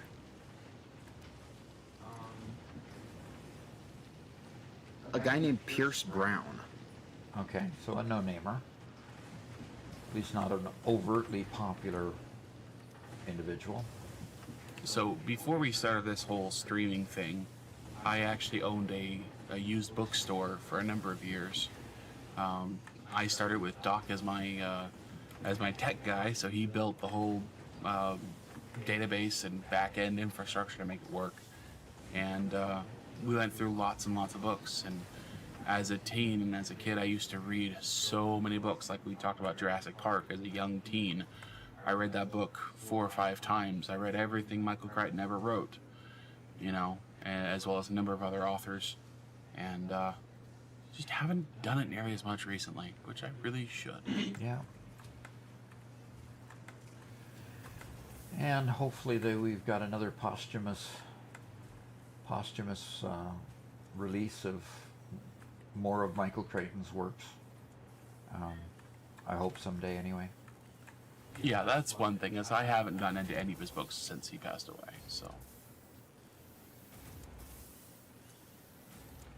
Keegs redeemed Hydrate, and Ice and I would love for you to scan a hard drive. Oh, I did say I was going to go out and look for hard drives, didn't I? Okay, let's go hunt for hard drives. Keegs says, I like how the first book starts the same as the second movie. Yep.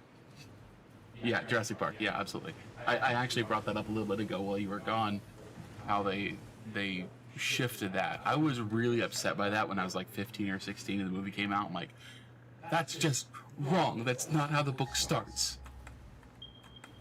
Yeah. You hate it when you read the book. I mean,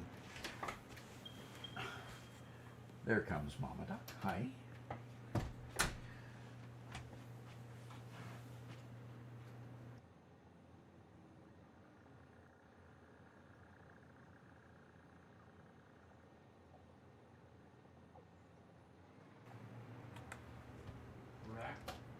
Yeah, we're back. Huh. I wonder what this random conveyor was from and to here. Interesting. Yeah, it was coming. Interesting. I've got to just change packs here. Change my jetpack. Oh, that was my uranium conveyor. Oh, it was, huh? Yeah. Hey, so we've that's, got another copper mine just up here. Yeah, you can just hook whatever you want into it. Yeah. Interesting. And then, Garrett, did you look up Apothecary Diaries? I did. It looks like it's realistic fiction, which isn't really my genre. And One Metal Fist says, A Princess of Mars was one of the first stories I really loved. Because I'm dyslexic, I experienced it as an audiobook rather than reading it. This story follows John Carter, a man who dies during the American Civil War and mysteriously awakens on Mars. He arrives there with nothing and must learn to survive in a strange world filled with alien cultures, creatures, and conflicts while trying to understand his new life and place on the Red Planet. Interesting. Boy, we've got a pure copper node here.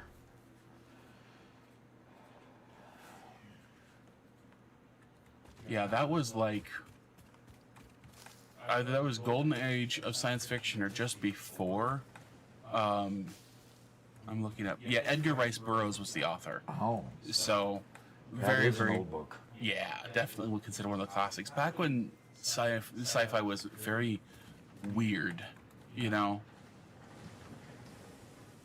I haven't read it, and unfortunately Disney did make a movie out of it, but then they marketed it absolutely terrible, and it went absolutely nowhere because of it. I never saw the movie, so I don't know if they actually did a good job in the movie itself, but from what I've heard, the marketing was really bad. Well, if they didn't know how to market it, I wouldn't be surprised if they didn't know how to make it correctly either. Yeah, possibly, yeah. And the name of the book was what? A Princess of Mars. Okay. Yeah, the movie was titled John Carter. And that's it. So it's like, I'm sorry, that's the most generic name you could have chosen to title the movie. Yeah, no kidding. wow, that was in 2012? I thought it was like 2020, but okay. And the name of the movie was John Carter. The book was what? A Princess of Mars. A Princess. Yes, A Princess of Mars. From what I understand, Mars is actually like an old failed civilization. There's actual creatures and atmosphere and everything else there. So I mean, it was written in 1912, right? Interesting. And then A Princess of Mars was turned into a guy's name for the movie. Right. No connection whatsoever. Well, John Carter was the main character of the series, so they named it after the main character of the series. Yeah. So A Princess of Mars, the main character, was in fact a John Carter. Yes. Okay. At least that's a little better. Yep. And he likes books by R.A. Salvatore, who writes a lot of the D&D novels. And yep, I've read quite a few of those. Okay. Sci-fi, fiction, fantasy, novelist. Fantastic. I'm just checking out my copper here to see what's going on here. Do we have... Yeah, we got no copper ore at the end. Okay. So at what point do we lose the fill rate here?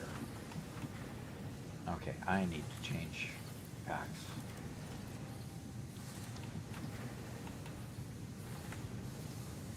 Okay, here's the line where it doesn't fill anymore.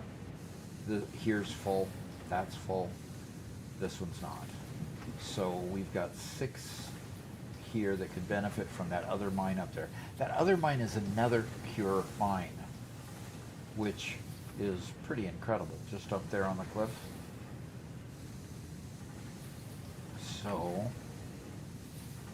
So, Kenshin... Sorry, I'll let you keep thinking. I apologize. That's fine. Kenshin says, is there any thoughts on getting Doc to watch the live action of One Piece? Season 2 starts this month on the 10th. One Piece? Garrett has some thoughts on that. First off, I'm not generally a fan of the of animes that get turned into live actions. They don't have a great history, in my opinion.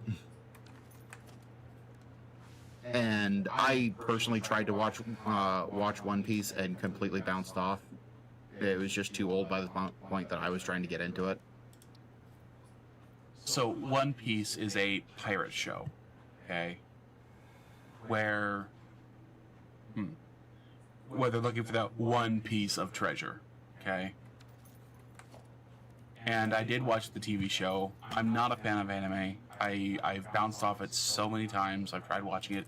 Every one of my friends growing up recommended me a different show, and I always bounced off of it. But I watched the One Piece TV show, and it was lighthearted fun. And that's all I can say for it. It was lighthearted fun, and there were some cool set pieces and scenes that I enjoyed.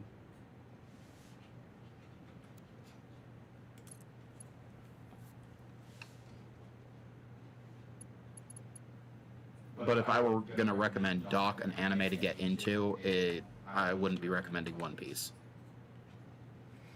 I don't know if Okay. there's any I'd recommend to Dad.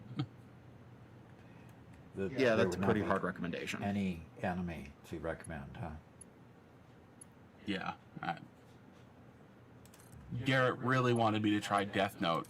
And I enjoyed a little bit of it, but one of the things that really, really grates on me, and I'm talking about the actual anime, one thing that really grates on me with anime is I cannot stand the injection of the super cutesy style in a serious show. And so when you're having a serious show like Death Note, which I was enjoying quite a bit, they go to their version of hell or whatever, and all the demons or whatever they were really weird and creepy and funny. That's traditional Japanese demons. Still don't care. That's one of the reasons. I'm not saying this isn't traditional Japanese. It's part of the anime medium, right? And so I just bounced off. I just couldn't. As soon as they went to that hell dimension, whatever it was just the entire spell of the show just was completely broken.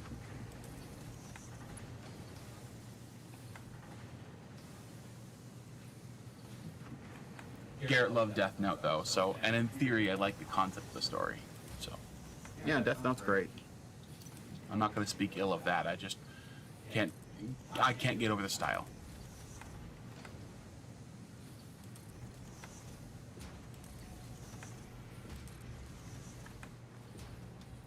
I have watched Delicious in Dungeons, and I did not like it.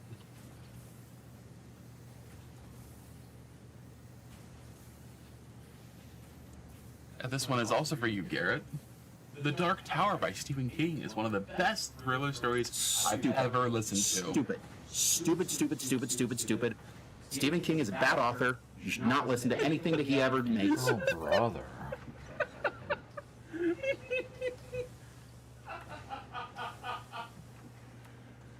Wow. He should never have touched fantasy. He's profaned it by even thinking about it. He says he's an amazing writer. Okay. I've read a lot more Stephen King than Garrett has. I read most of The Dark Tower, though. Yeah, I still have read way more than you have of Stephen King. Stephen King is primarily a horror author. In horror stories, the ending doesn't matter nearly as much as the setting and ambiance and the what happens in the middle. And he nails that. What he can't do is an ending. Stephen King cannot land an ending. Or a middle, or really even a beginning. No, he doesn't stick the landing. And when you transpose that over to fantasy, it means he has some problems. I haven't read The Dark Tower because I realized that Stephen King, for everything I did like of him, that I wouldn't like his fantasy. So Dark Tower was meant to be a fantasy? He stepped into fantasy horror rather than just sticking to, urban horror?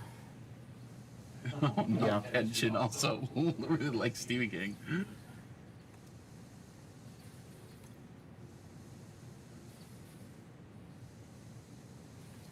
So I did enjoy Solo Leveling. Dreamcatcher, Tommyknockers. Oh gosh, I did read Cell. What else did I read? I read a bunch of his Richard Bachman books. And yeah, again, good. Endings were always meh. I could never get through the disgust long enough to get to the horror. He tried to conflate the two, but they're not the same. The Langoliers, great book. Oh, yeah. Better movie. The movie was so silly, though. Then again, I didn't see the movie till it was already like 20, like really old. Yeah. I saw it when it first came out. Yeah, it was already too old for me to take it seriously, so I enjoyed it for its campiness, not for the actual horror of it. That early CGI, though. Oof. Yeah, that was rough. Oh, brother. I'm finding more and more choke points.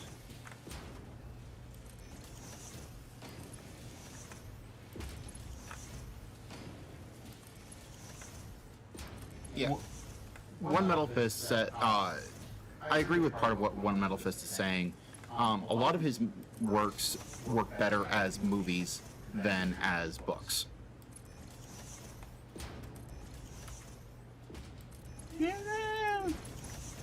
Yeah, okay.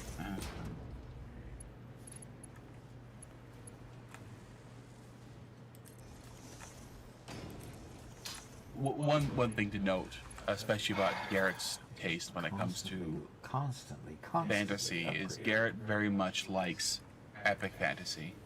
He likes heroic epic fantasy. Not to say exclusively, but Garrett really appreciates that. Really appreciates, the stories that build in the hero's journey and the progression of the character. Garrett also really enjoys lit RPGs as well. The Dark Tower was the opposite of all of that. I still read like the first 3 books. Sure, but just saying that it's what he was providing was the opposite of what you enjoy and your taste is for him, right? Sure.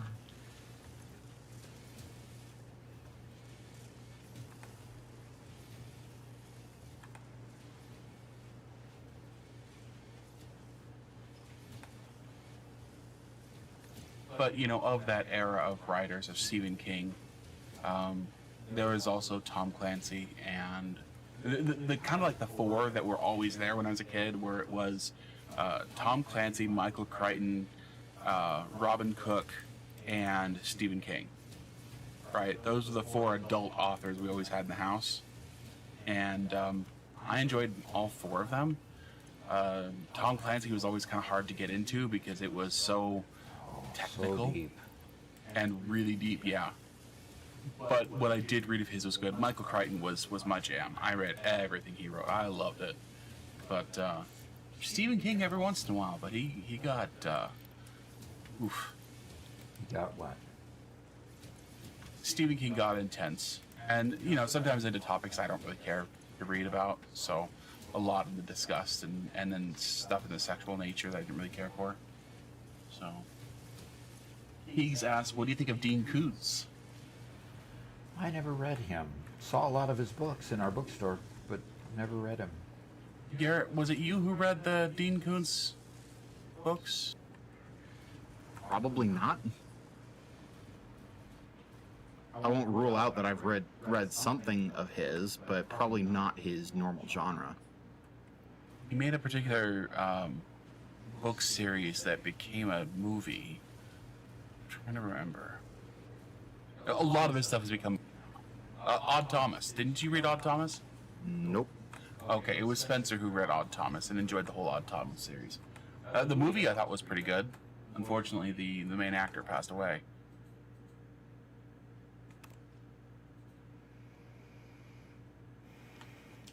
Guys, I'm going to need to call it.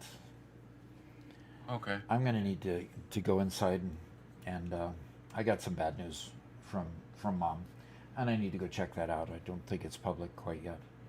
So Okay. I need to call it. I need to go, and I'm sorry, but I'm not being able to concentrate, and I'm filled with concern. So, and I'm really sorry for not taking the last 20 minutes, but I need to go check things out and see what I can do to help. So,